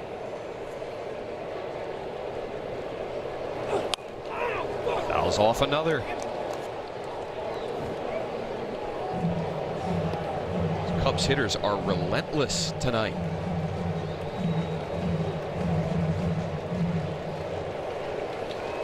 This will be Kranick's 35th pitch of the inning.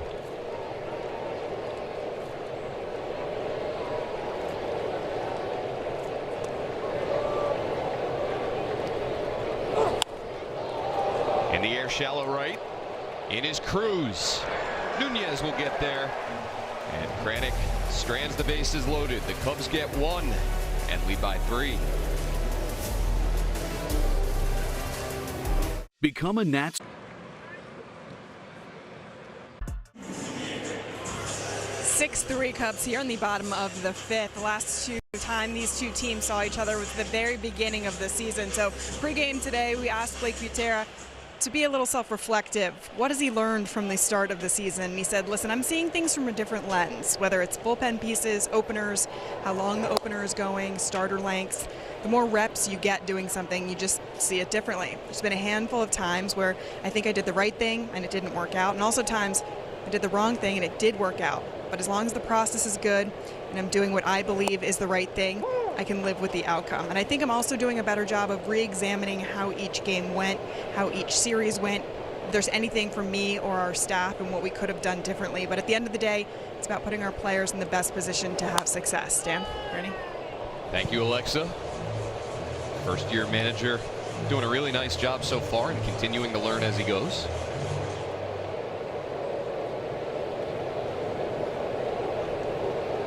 It's always evolving.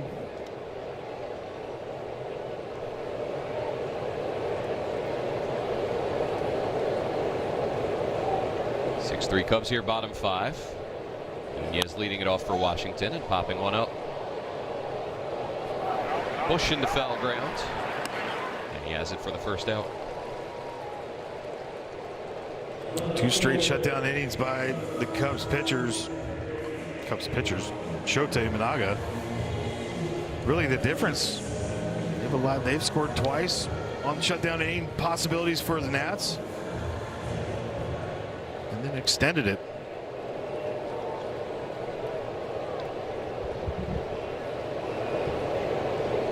Andrew Pinckney with one out.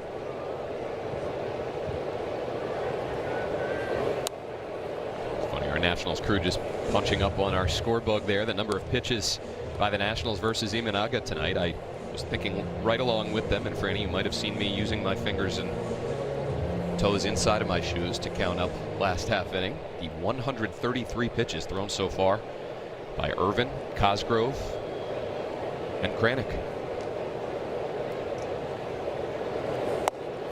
133 in 5 innings. I have it down for 36 foul balls too.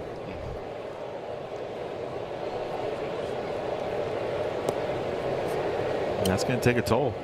What was the team earlier this year here at Nationals Park that just peppered Nationals pitchers with foul balls the entire Orioles? series? Yes.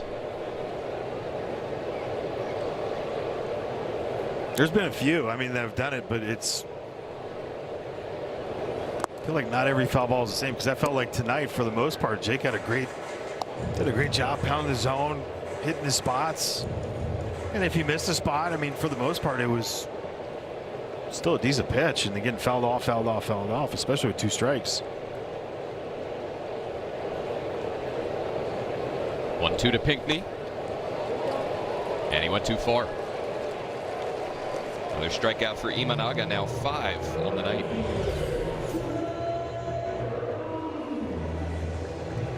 He's just mixing and matching. He's going all over the place. A lot of check swings. 3 of them so far by Andrew Pinckney in his 2 ABs. Just not seen it. Dylan Cruz with 2 outs. Imanaga now in his 3rd year with the Cubs. Was an all-star in his rookie, quote-unquote, rookie season in 2024. Went 15-3 with a 2.91 ERA. Finished 5th in the NL Cy Young voting. This one hit well out to left center by Cruz. Chasing after it, PCA, and it's out of here. 3rd homer for the Nationals tonight off Imanaga. And they get 1 run back here in the 5th. It's now 6-4 on Cruz's 10th of the year. Oh, what a swing on this splitter down. 106 off the bat. 414 feet. That left in a hurry. Looked like a nice little double in the gap, but just absolutely backspun, and that kid is so strong. Like, that's a decent pitch down and away at the corner. I would even say great pitch. Dylan Cruz now has 2 career hits off Imanaga, both of them homers. And that one back-footed Andres Chaparro.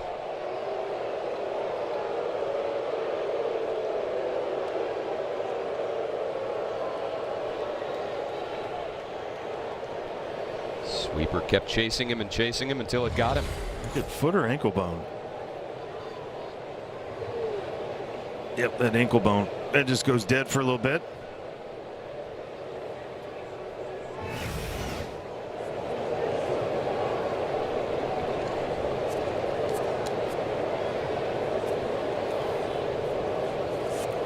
Well, for Dylan this year, I mean, he's 900 OPS against lefties now. 5 homers. He's got 5 against righties. If he can figure out a way to do what he's always done against righties, just in his collegiate career, early in his pro ball career. Sweet swing right there. Head on it, all over it.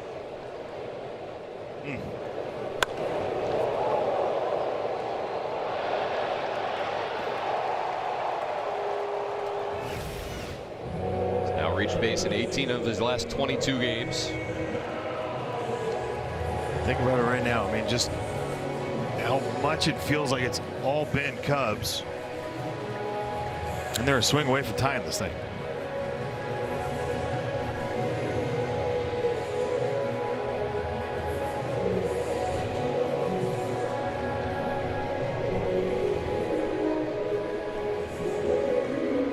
Now it's the Cubs bullpen getting some action. Ryan Ellison, the lefty.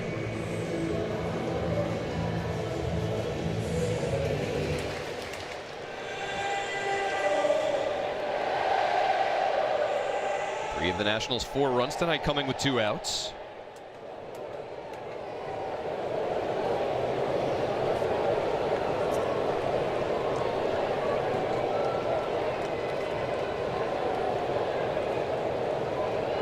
House with a man on and 2 out.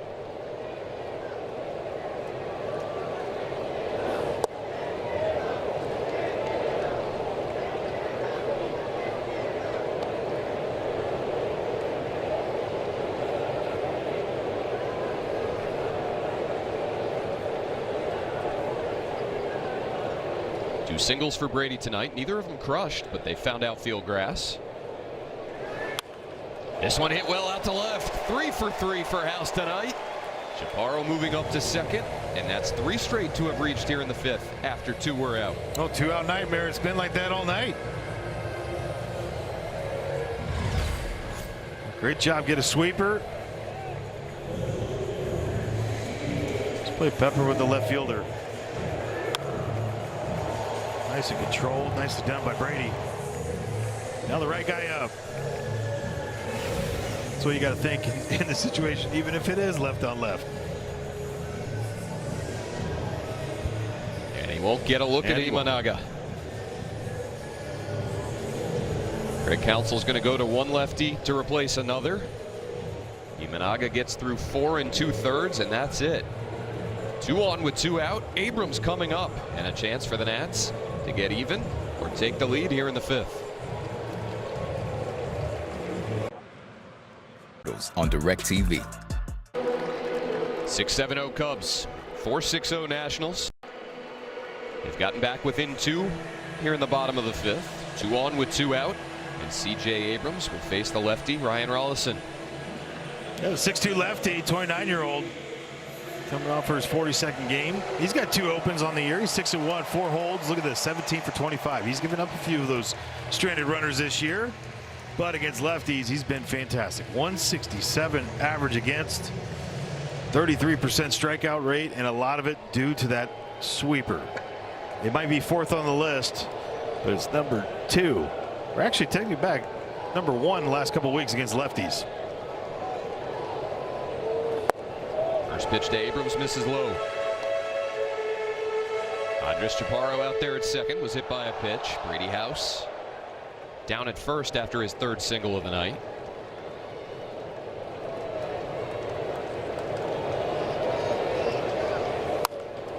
Abrams out to 3rd. Bregman will fire across, and the Nats strands 2 here in the 5th. They've got 3 homers on the night. Dylan Cruz, his 10th to make it 6-4.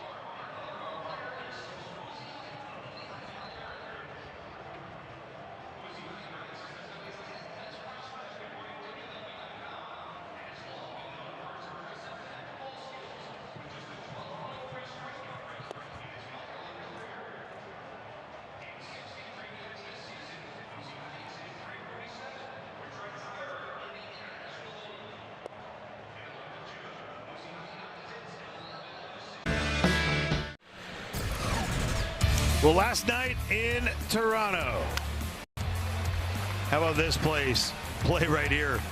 1st and 3rd, 1 out. Oh, everyone thought it was 2 outs. Why? Play before. They thought Vladdy caught it, but he didn't. The scoreboard kind of screwed him up. So we had a 16-minute delay to get this all figured out. Here's the rule. Rule 5.09. If you don't recall this happened against the Nats versus the Pirates a couple years ago. Appeal play requires an umpire to recognize an apparent 4th out. If the 3rd out is made during the play, which an appeal play is sustained on another runner, the appeal play decision takes precedence in terminating the out. For the purpose of this rule, the defensive team has left the field when the pitcher and all infielders have left. So the moment that the center fielder Bateman brought it back into the infield and they got the runner that didn't tag up at second, that became the out. They could not appeal because everybody had left. They got back out there, appealed, and got the guy at 3rd. That would have been different on that one. It's called the timing play on it, just based on guy didn't have to tag up. If they get the precedented out before, we have ourselves a 2-1 game. Simple as that. Do you ever have a play like that in your big league career? Yes. Suzuki lines one out to center for Jacob Young. I don't recall it. Just here against the Pirates, and one of the most screwed up plays of all time. It is an odd one. I do appreciate, I watched the clip earlier today. I do appreciate the umpire's use of their microphone as they tried to talk through things with everyone in the stadium and everybody watching on TV. But a lot of confusion. Orlando Rebalta next up out of the Nationals pen. Gets Suzuki to start his night. And look who's warming behind Ribalta. It's Miles Michaelis. Interesting. I'm trying to get here through the 2-3-4. You bring in your guy to keep it here, and Orlando Ribalta, who's been fantastic. And then you give it to Miles. I didn't have that one on the bingo card tonight. We have seen Michaelis this year, obviously, with the opener in front of him. We have not seen him with 4 pitchers in front of him.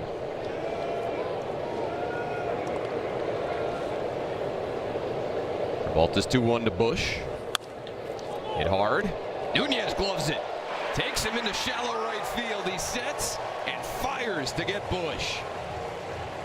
Another sparkling play by Nasim Nunez. Well, watch the patience on this one, too. So he's rushing over there, but he knows Michael Bush does not run well. He has time. There's no rush to spin, fire, throw. It's set your feet, find your guy, and then find a strike. Nice job by Nasim Nunez. Standard. It's not easy play. He made it look so easy.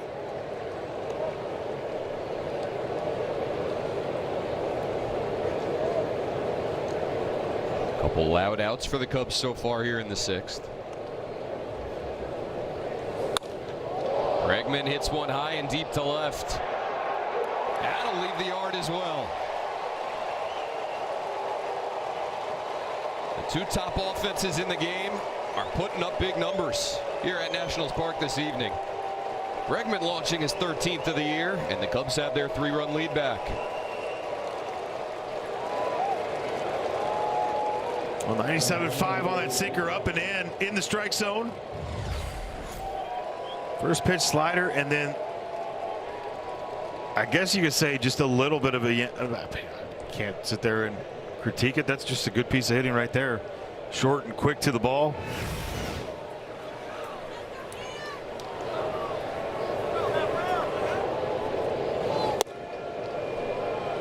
Bregman has reached 3 times and scored 3 times tonight. 3 chances at shutdown innings for the Nats tonight, and 0 for 3.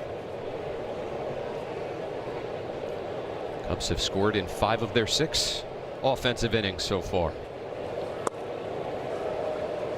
Bregman came into that bat 23 for 99 against right-handed sinkers with 0 homers.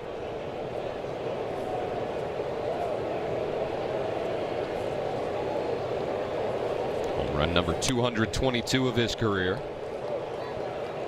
Had him down for like a 211 average, 95 plus.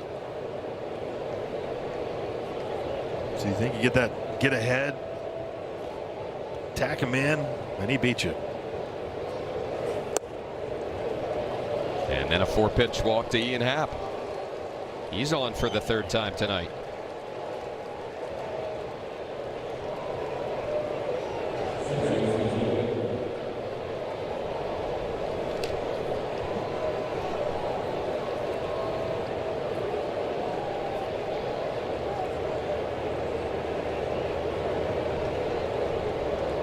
Brings up Nico Horner.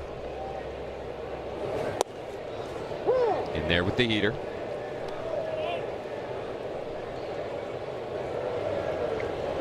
Only 4 homers given up this year by Orlando Ribalta, 2 to lefties, 2 to righties, but the righties again have had their success.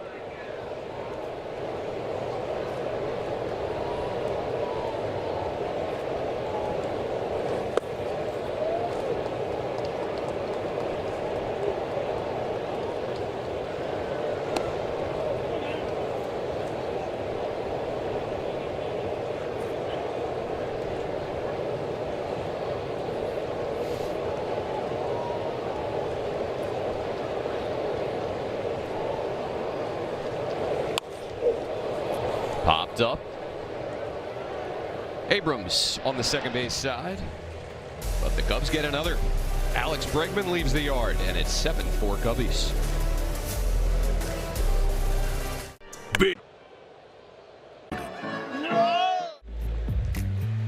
Join the Nats community on Wednesday, August 26th for African American Heritage Night. Celebrate 50 years of the Go-Go's with the Go-Go's Mobile Museum, live music, and a ball game. Plus, get an exclusive Chocolate City jersey with a special ticket. Visit nationals.com/specials.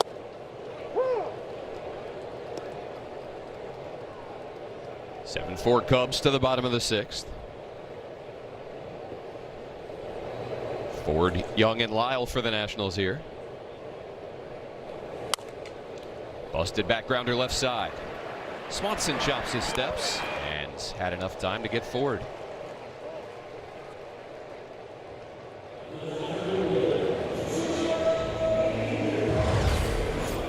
A lot of different looks that you're going to get out of this pen. Ryan Wilson. Two different types of guys, righty lefty. There's that sweeper slider combo. Pretty good against lefties, but curveballs, sliders, four seamers, hard in on you.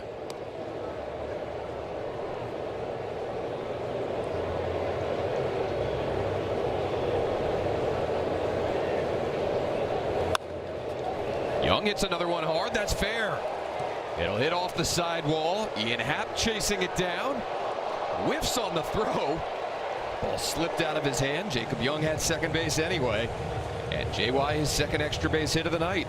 A leadoff homer in the second, and now a one-out double here in the 6th. And just staying so hot here in the second half. Good job right there. They called that foul. There would have been a little bit of a review, and then whoops. No harm done.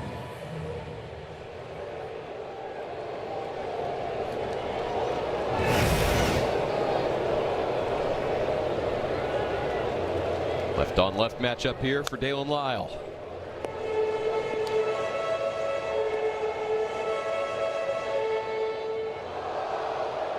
Bernie, he had that really good July. Since the All-Star break, he's continuing to produce consistently. Are you seeing any changes in Dalen lately, or is it feeling like the same, just with better results? It's better results. Staying consistent with his approach. I mean, that's the biggest thing.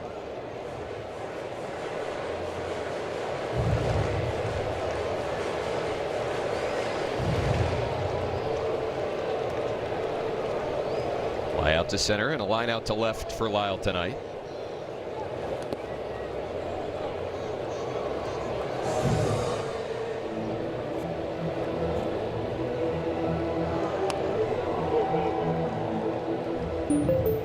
This has been a good team for Dalen Lyle to face in his career. Likes hitting the Cubs, and they are a team that has allowed a lot of their runs via the homer. More than 55%. 2-2 now to Lyle.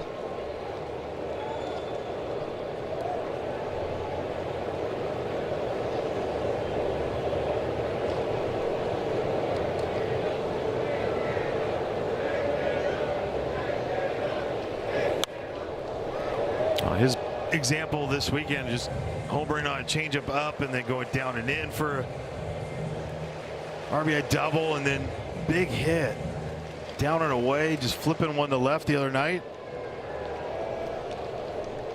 Able to utilize the entire strike zone in the strike zone.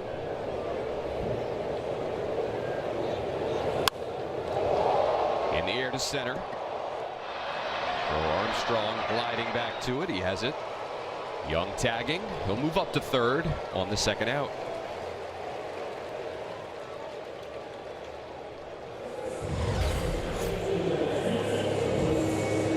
Just out front, just enough off the end, but still such a good swing.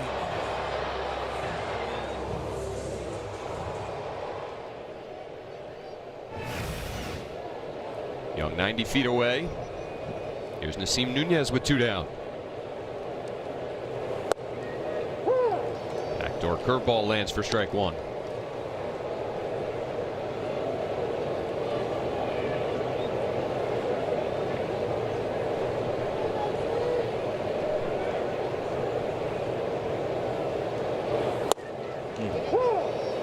Two. Pitch backwards, start him off with a curveball, then raise him with a fastball that's 15 miles an hour different. Top rail, perfect pitches.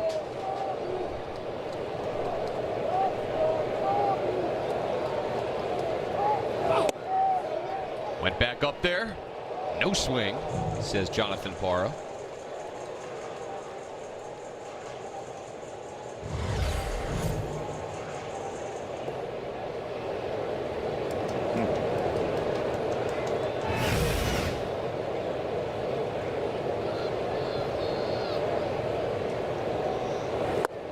Got him.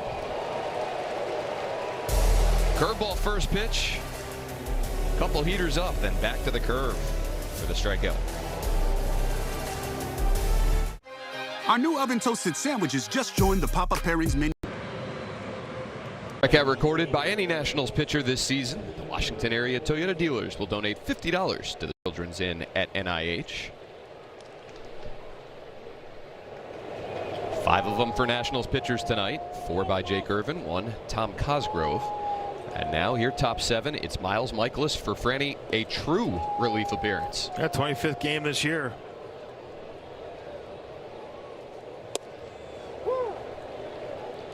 Interesting. Curveball, sliders, sinkers. Got the little four-seamer too.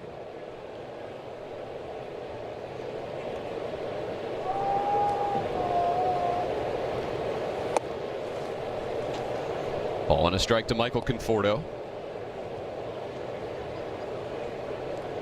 Brad Lord got the start in that bullpen game against the Reds the other day, and Blake Butera saying earlier today the Nationals might continue to try and stretch him out, utilize him in a starting role.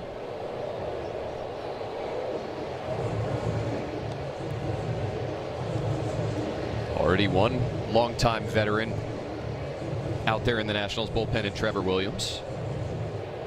What does this mean for Miles Michaelis? We will see. For now, tasked with keeping this a 3-run game. And a great curveball there. Gets Conforto for the first out in the 7th. What was nice is he did it in 4 pitches.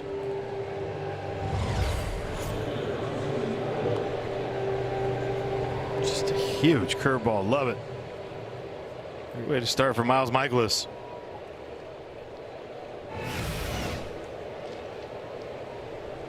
Gets a couple righties now in Kelly and Swanson. Off the end of the bat, out to second. So 2 outs on 5 pitches for Michaelis here in the 7th.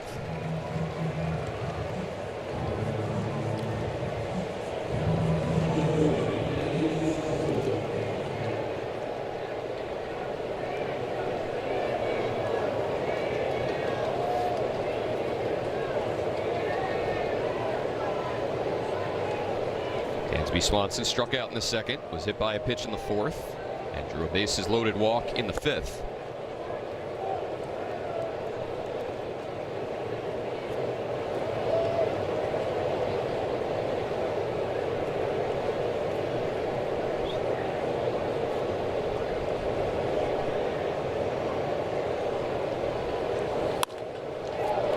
Lines one out to left. Pinckney is over there, and the Nationals have their first 1-2-3 inning since the 1st. Miles Michaelis on just 7 pitches. When you put people.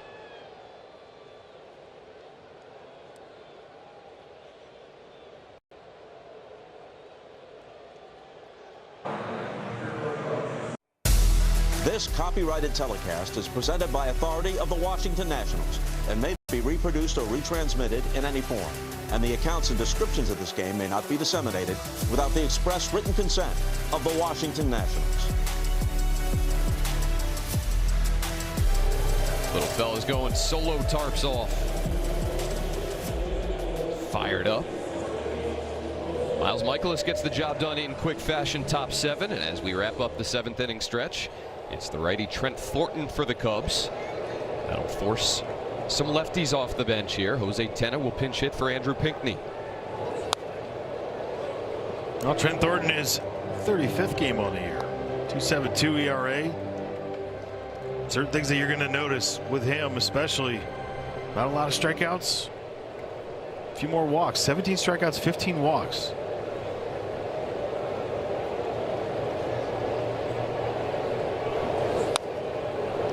Big swings by Tenna on fastballs to the inner third. But when you have an infield defense like this, using them around a 50% clip, I'd say is the ideal way to have it.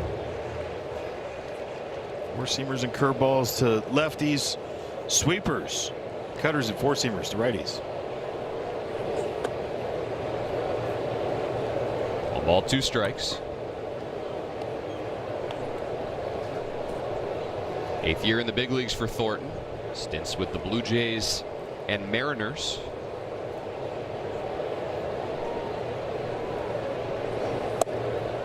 Tenna takes ball 2.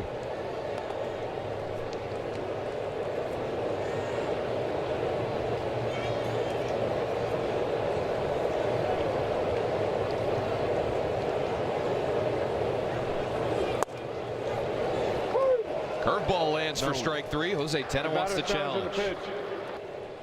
It's ABS powered by T-Mobile, and it looked like it was in there. The call is confirmed. Washington has 1 challenge remaining.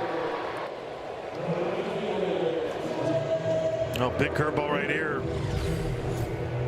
You wonder how Carson Kelly, being away, reaching back, if that played a little bit of a trick on Jose Tenna.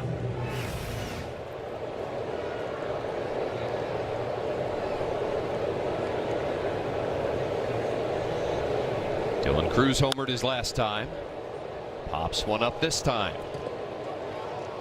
Bush for the second out.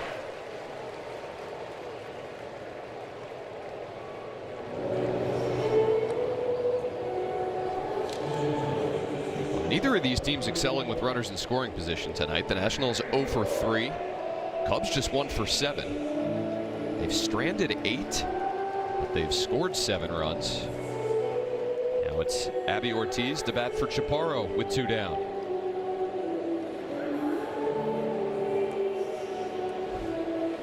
Well, Sunday, watch how easy he flips this one to left center field. Brady Singer knew it.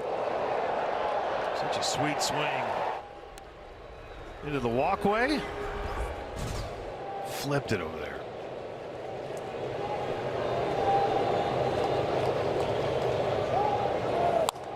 Pulls this one hard and fell.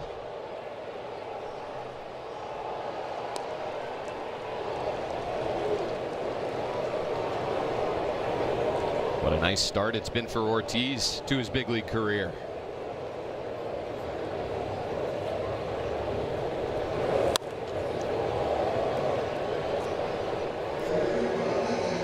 Also a big reason I have 7 free 90s because I have the air earlier on. Further on is Chaparro. The walks, the hit by pitches to 1 hit by pitch. That's the difference.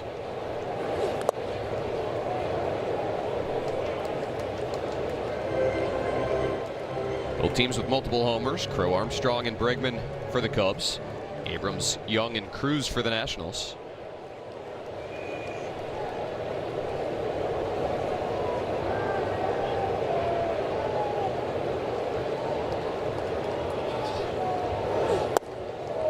In there with the breaking ball. Couple of strikeouts there in the bottom of the 7th. Nats go in order and still trail by 3.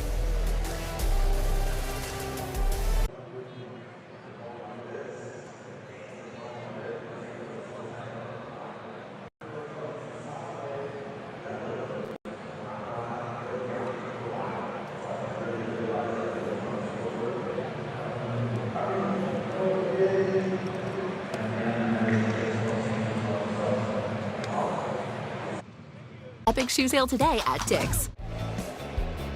Nothing beats a ball game with your best friend. Join us at National Park on Tuesday, August 25th for Pups in the Park as the Rockies come to town. End the summer on a positive note at nationals.com/specials. Double doggy there. Can't make it up. It's a positive top of the 7th for Miles Michaelis. Got Conforto, Kelly, and Swanson in order. Now he gets the top of the Cubs order here in the 8th. Well, speaking of positives, how about Harleen Susana? Bring it. What do you got? 2 innings, 2 walks, 2 strikeouts in his season debut today. Love it. 28 pitches, 14 strikes in Wilmington.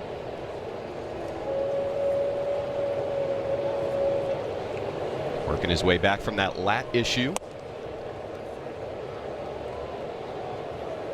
Got him rehabbing and getting back on a mound. You've got Travis Sikora continuing to ramp up his post-Tommy John progression. See Avi Ortiz down at first and Jose Tena out in left field now. The catcher Harry challenge Ford and wants the pitch. challenge again. ABS powered by T-Mobile. The call is overturned. Pitch is a strike. Harry Ford has been good on the ones that are well within the strike zone. He's been good on the ones that have barely nicked the strike zone. 2 for 2 tonight.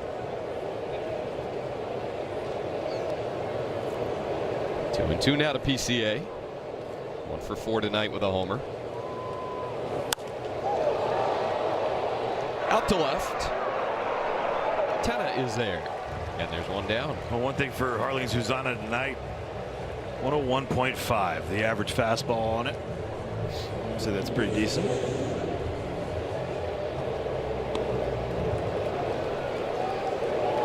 It's great to see a guy come back from a major injury and just let it rip. I'm sure it can't be easy for any. You came back from an Achilles. I'm sure it was a little tough early on in your rehab to fully trust it, I would imagine.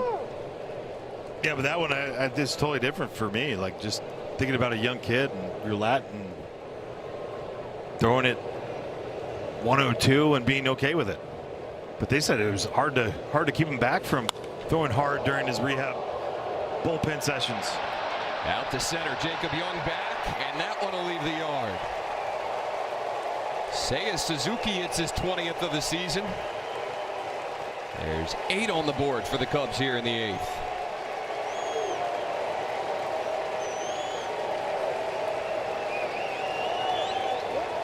Oh, and you see this slider middle. Just a perfect swing on that one from Seiya Suzuki.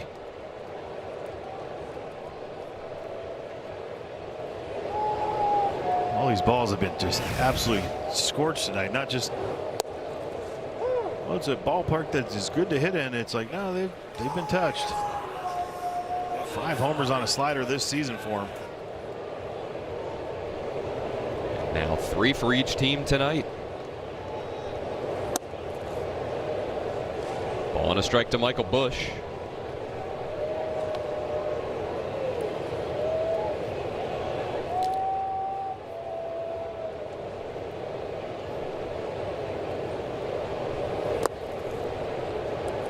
Busch, the lone Cub, yet to reach base tonight.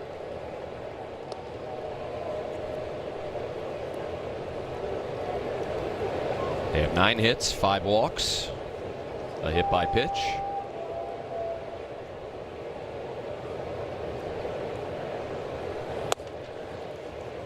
Three and 1.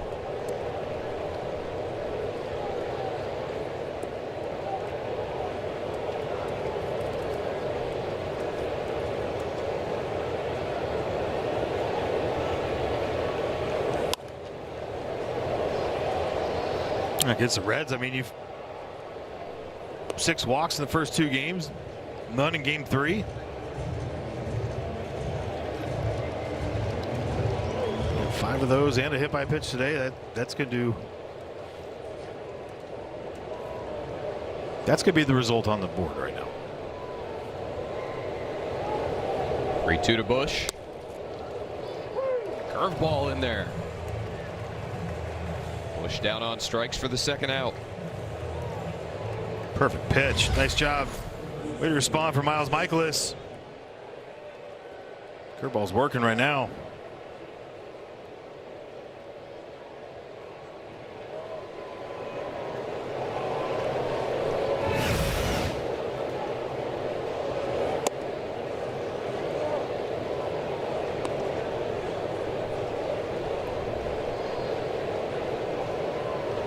Big night for Alex Bregman.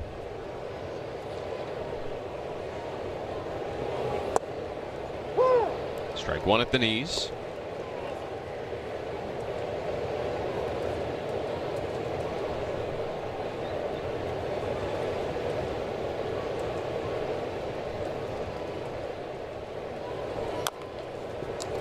Chopped right in front of the plate. Harry Ford picks it up. And that's a fair ball, says Ryan Addison. Oh, don't point. Don't point. You get thrown out. Point. Greg Counsell wants an explanation. I don't think, did Ryan Addison point fair the entire time? Because usually you're given a little bit of a. Harry Ford scooped it out front.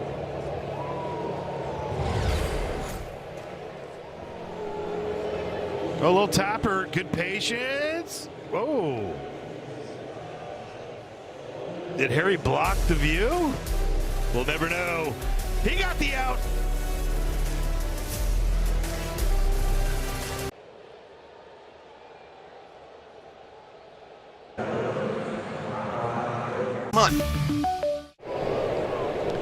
Cubs have scored in 6 of their 8 offensive innings tonight. They take an 8-4 lead to the bottom of the 8th. 3-4-5 for the Nationals here. House, Abrams, and Ford due up. And one of the newest Cubs, Ryan Zefferjohn, on the mound. Yeah, 3-namer. Ryan Zefferjohn, 6'5", 209, 28-year-old. 49th game on the year, but look at the strikeout rate, 34% this year, just absolutely ridiculous. Still walks his fair share of guys, but power arm, the missed bat arm that you need.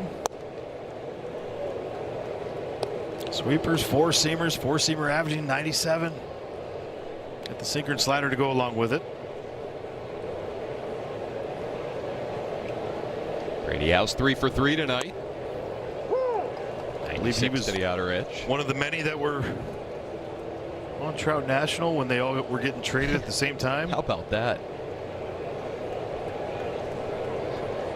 I'd finish the round.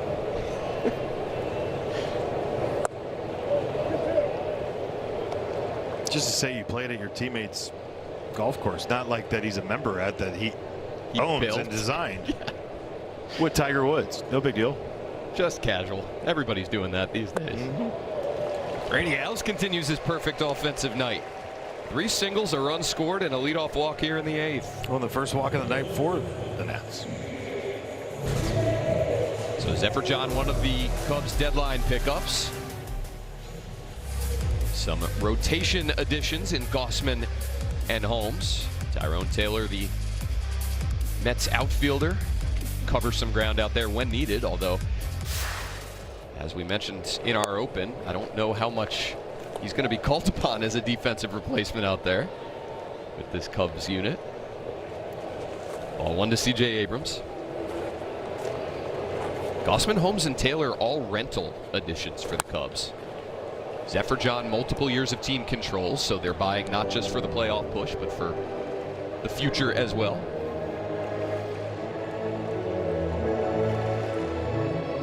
Gossman and Holmes ones are those pretty darn good. There's Kevin Gossman. Pretty darn good pickups, in my mind. 1-2 to Abrams. A lot of injuries for Craig Counsell in his rotation this year.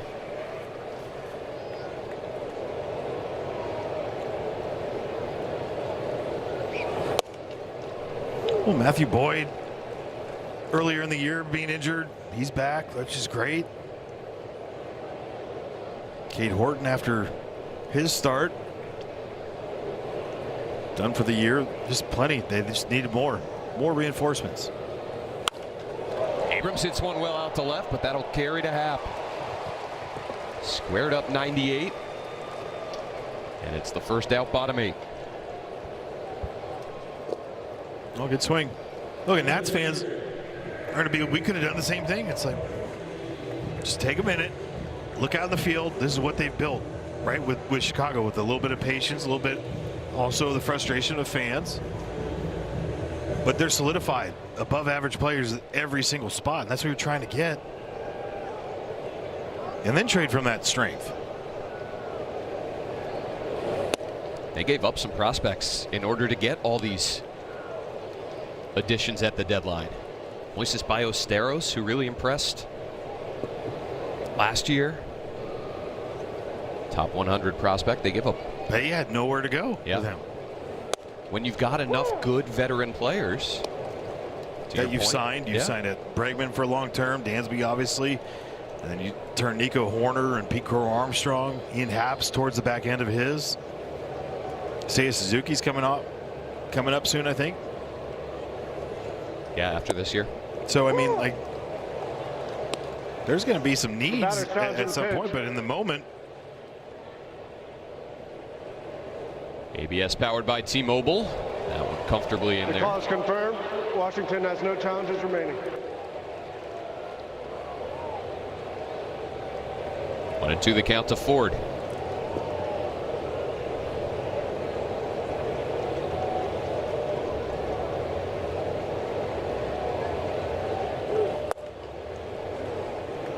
One thing I, have heard from some Cub fans over the years is they wonder the commitment of ownership in terms of dollars, in terms of the ability to trade for guys at the deadline. It's clear this front office this year and over the last couple of years making a push. They're going for this thing.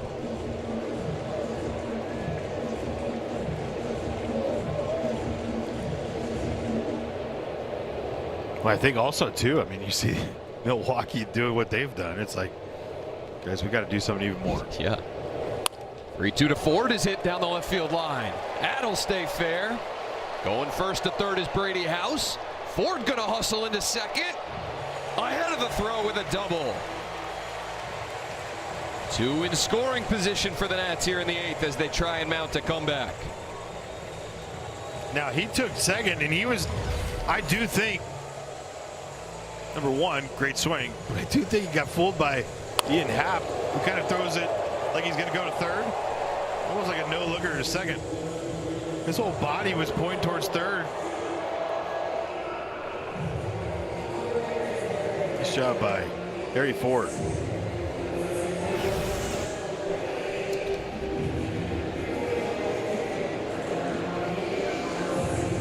Corbin Bibas going to pinch hit for Jacob Young here.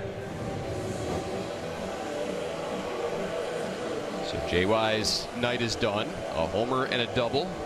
But it'll be the left-handed hitting Bibas against the righty Zephyr John.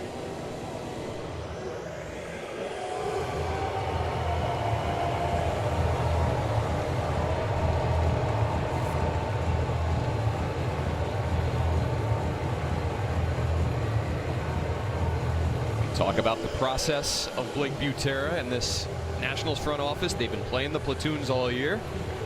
They're going to trust that process. Go lefty-righty here with Bibas.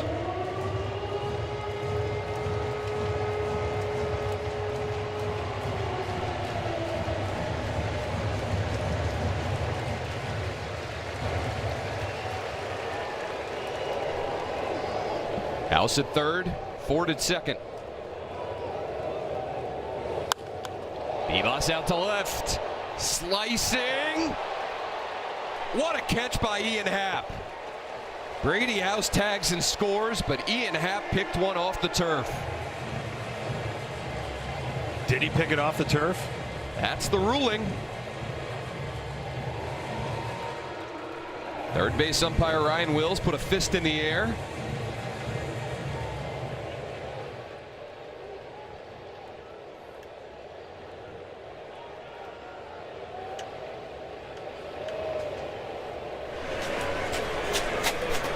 Washington is challenging the catch call.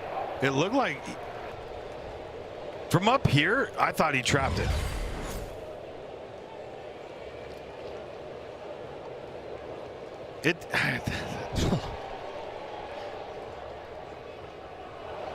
That's a bounce.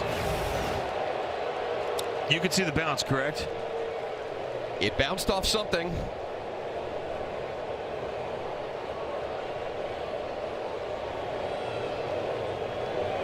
What a play. If this stands, like, what a play, but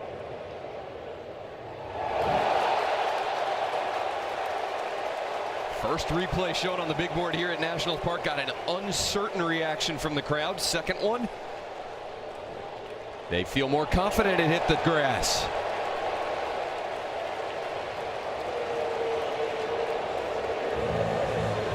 That sure looks like it did from that angle. It did, Dan, but it is such a hard job to do that. To go on a replay and look at video and see it bounce. I just don't, I don't know if they have enough.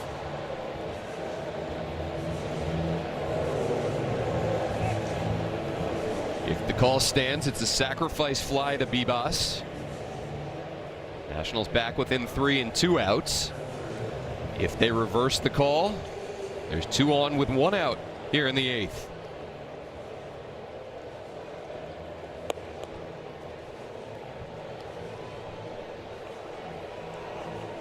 I think it looks clear, but again, my eyes are better than them, so.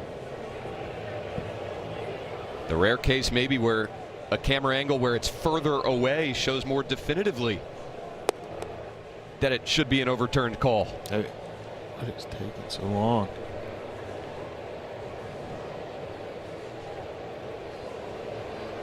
It's the crew chief Lance Barksdale talking with the replay room. After review, the call on the field is overturned. There's no catch.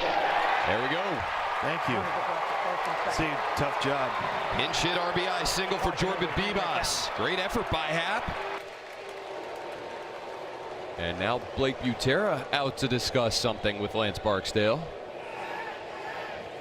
He's going to try to talk about something about placement of runners, but can't do anything on that. Like, he went back to the base, so therefore he's not going to give it to him. But the reaction to come in on this ball and make it as close as it was.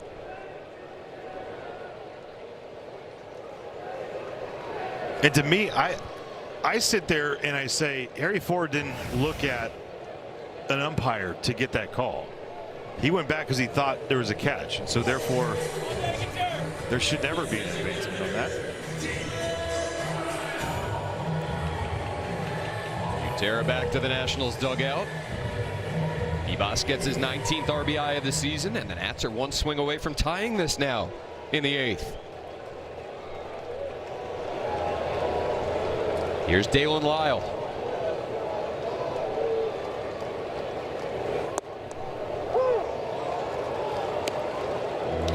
Strike 1 on the sweeper. That just looks like a normal slider. That thing is nasty.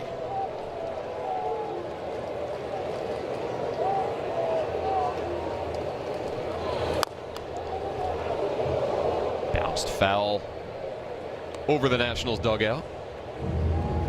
0-2. Back-to-back pitches, same spot. Sweeper in, down and in, and then you get the fastball down and in at 97.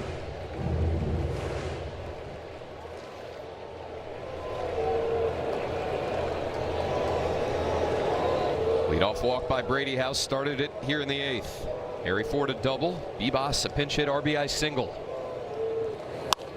Lyle, a line drive to deep right. Suzuki back on it. Onto the track, a lunging catch.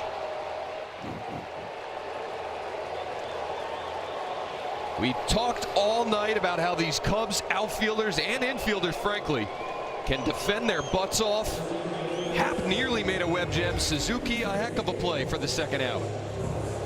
Well, what a sweet swing by Dalen Lyle, but watch the route that Seiya Suzuki takes. Straight back, finds the wall, makes a quick adjustment right there, and then fires it back in. It's part of that crew where you just look, next man up, all this stuff. You hear all these cliches about great defense, pass baton, make the plays. You just don't want to be the guy that's let this team down defensively. Every guy doing their job. That was a perfect swing.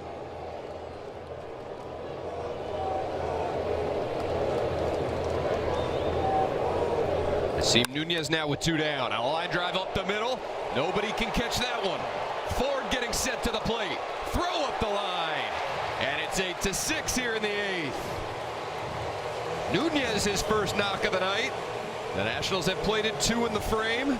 And the tying run now stands at first base. Well, it just feels like standard for Asim Nunez with 2 outs, runners in scoring position to hammer something up the middle. Good things happen for him. Sweet swing. Aggressive send there by Victor Estevez.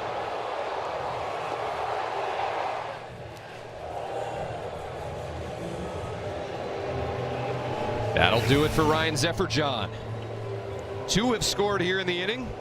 2 remain on base. And here comes Jacob Webb to face Jose Tena. He didn't promise him a walk. Nationals have made this a game here, bottom 8. 3 hits and a walk in the inning. They've scored 2 runs so far. 2 ducks still on the pond, and here's Jacob Webb. 53rd time this year, 7 of 11 for save opportunities, 12 of 18 with stranded runners. How sweet would it be to put boys on top? Jose Tena pinch hit last inning, struck out. Waves it a curveball for strike 1. He loves to throw that first pitch and then kind of settle in with the change of four-seamer. Lefties, those are the only 2 pitches he's got strikeouts on.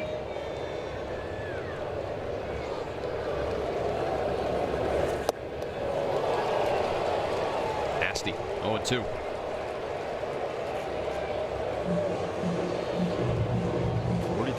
Whiff rate on that pitch, 44% chase. It looked just like a wiffle ball shooting out right. That one misses low. 1 ball, 2 strikes.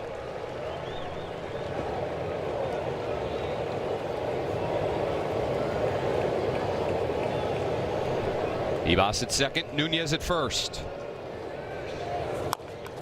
Chopper right back to the pitcher. Webb will underhand flip, and the Nats are done in the 8th. They've cut the Cubs lead in half. Harry Ford, a double. Vivas, an RBI single. Nunez as well. It's 8-6 to the 9th. Ask the Pro Code, Zach. Cubs lead by 2 to the 9th. Lyle started the night as the DH. He enters the game in right field here, so the Nationals will lose a designated hitter. Cruz moving from right to center. And fittingly, I suppose, Miles Michaelis out there. He can handle the bat. Up and in to Ian Happ. This is Michaelis' 3rd inning of work out of the Nationals pen tonight.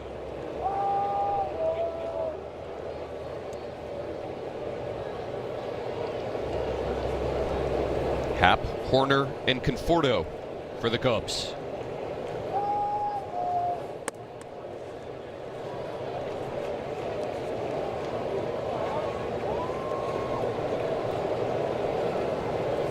Two walks, a single, and a run scored for the 31-year-old from Pittsburgh.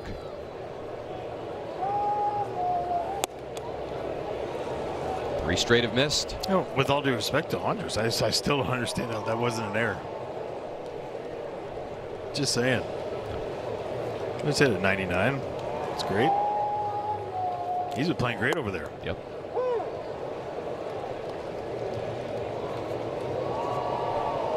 Tough job to do that score keeping, so.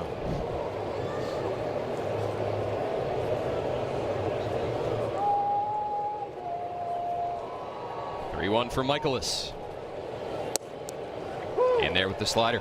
Count goes full.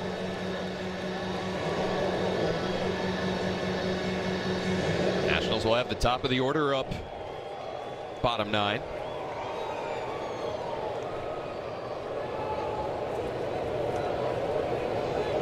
Payoff pitch from Michaelis.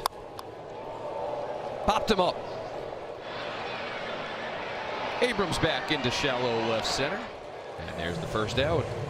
Well, mark your calendars. Get a James Wood bobblehead to add to your collection on Saturday, August 29th. Watch the Nats face the Marlins and get a cool James Wood City Connect bobble. Get your tickets now at nationals.com/promos. One benefit of the City Connect jerseys rotating every 3 years, you get some new looks on those bobbleheads. Add to your collection. That one clipped Nico Horner on the way by. So he's aboard for the third time tonight. And you hear Miles Michaelis saying, doesn't he have to move? He kind of moved away in the eyes of Ryan Addington. It's a Stanford move.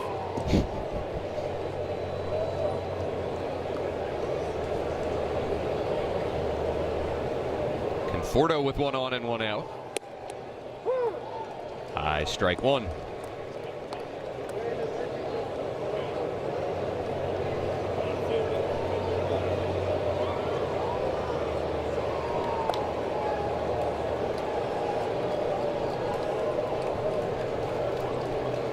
Those batters this year, 49% challenging.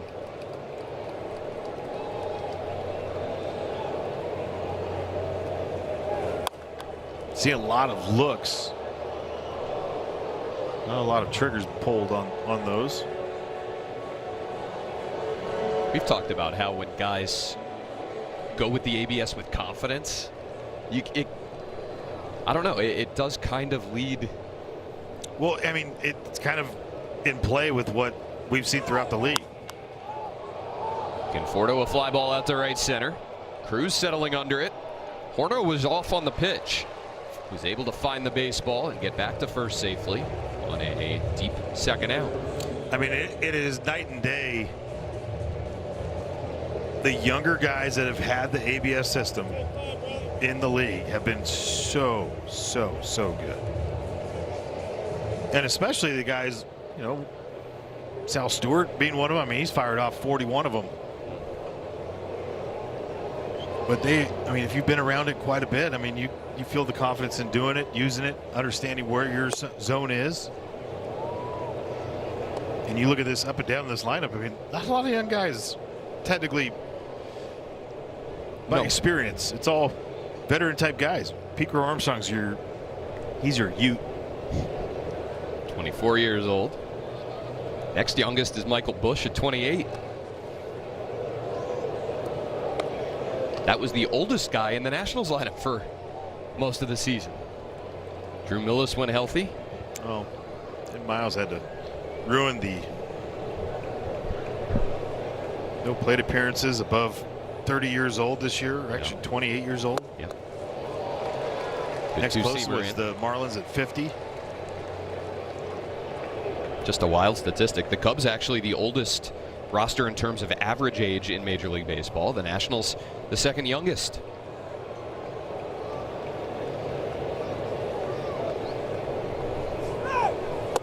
Runner goes from first. Throw down by Ford, not in time. And Horner rips a bag to get into scoring position with two down. Well, one thing that we have seen consistently, big jump right there. Harry Ford, such a quick release. We've seen some good pop times out of him. I get it. Guy stole the base. It wasn't on him. A 189 right there. We've seen a 179, a 185.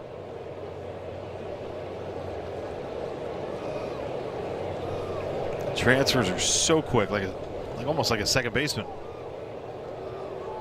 A 2-1 to Kelly. 3 balls, 1 strike.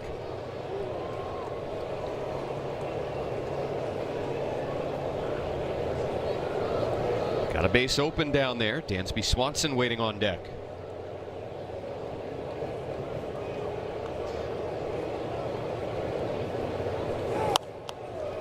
Challenged him with the heater. Kelly popped it foul.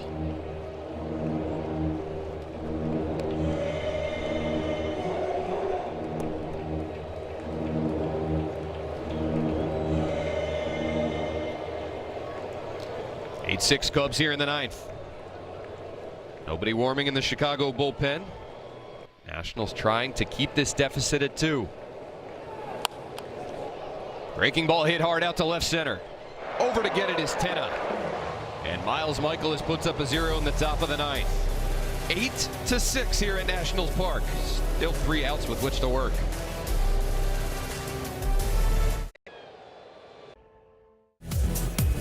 Looking ahead at our next homestand and upcoming matchups, the Rockies Marlins Braves will come to town August 24th through the September 2nd. That would have been the longest homestand ever. Lots of opportunities to support your Nats. Enjoy a day at the ballpark at nationals.com/tickets. Our next homestand takes us into September. Wild. 8-6 here to the bottom of the 9th. Top of the order due up for the Nationals. Cruz, Ortiz, and House due up, with Jacob Webb staying out there for Chicago.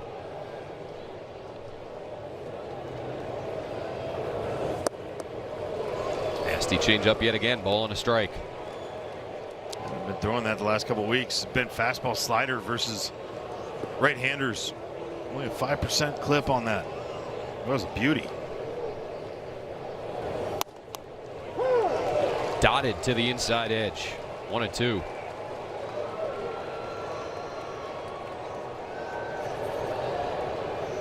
Opens up so much more. That slider becomes that pitch, and then the changeup. You can throw it right off that again. Heater again. I mean, so many options. Cruz lays off the changeup. 2-2.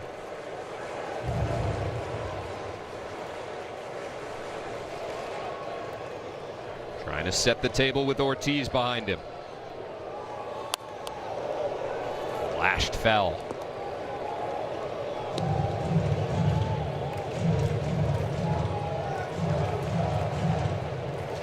Still the only team in the big leagues without a walk-off win.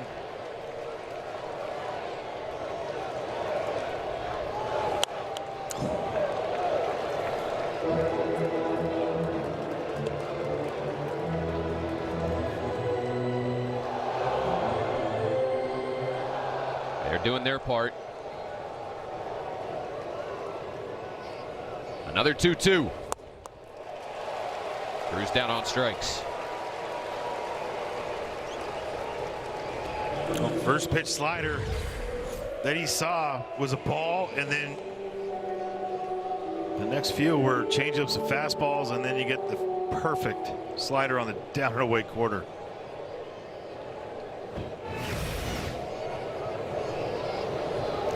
Brings up Bobby Ortiz.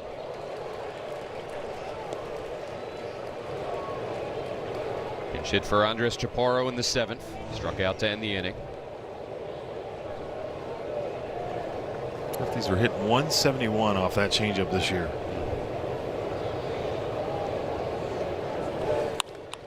Ortiz lines one out to right. He's aboard to bring up the tying run here in the 9th inning. There it is. Little changeup again. Another elevated one. They almost went same spot. I don't think they were trying to go up. It worked the first time. Sweet swing.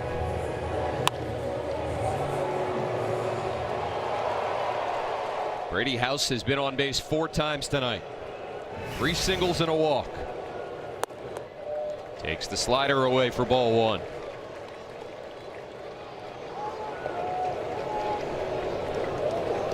He's faced Jacob Webb twice before. 1 for 2 with a homer. 1-1. Sweepers, sliders, what he's got the hits on earlier.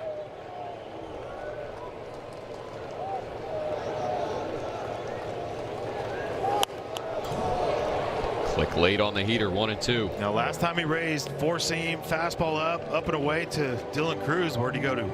Right away, down and away with that slider.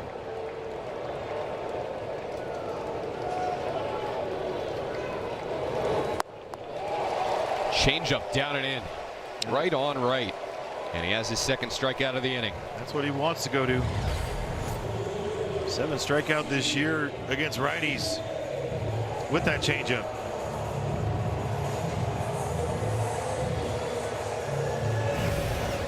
C.J. Abrams is the Nationals' last hope.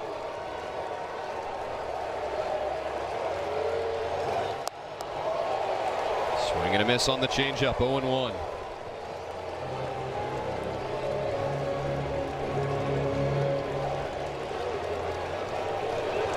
Abrams got the scoring started with a 2-run homer in the 1st.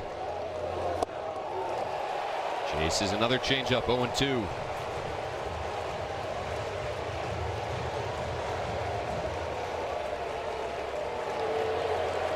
Crowd here at Nationals Park starting to come to their feet.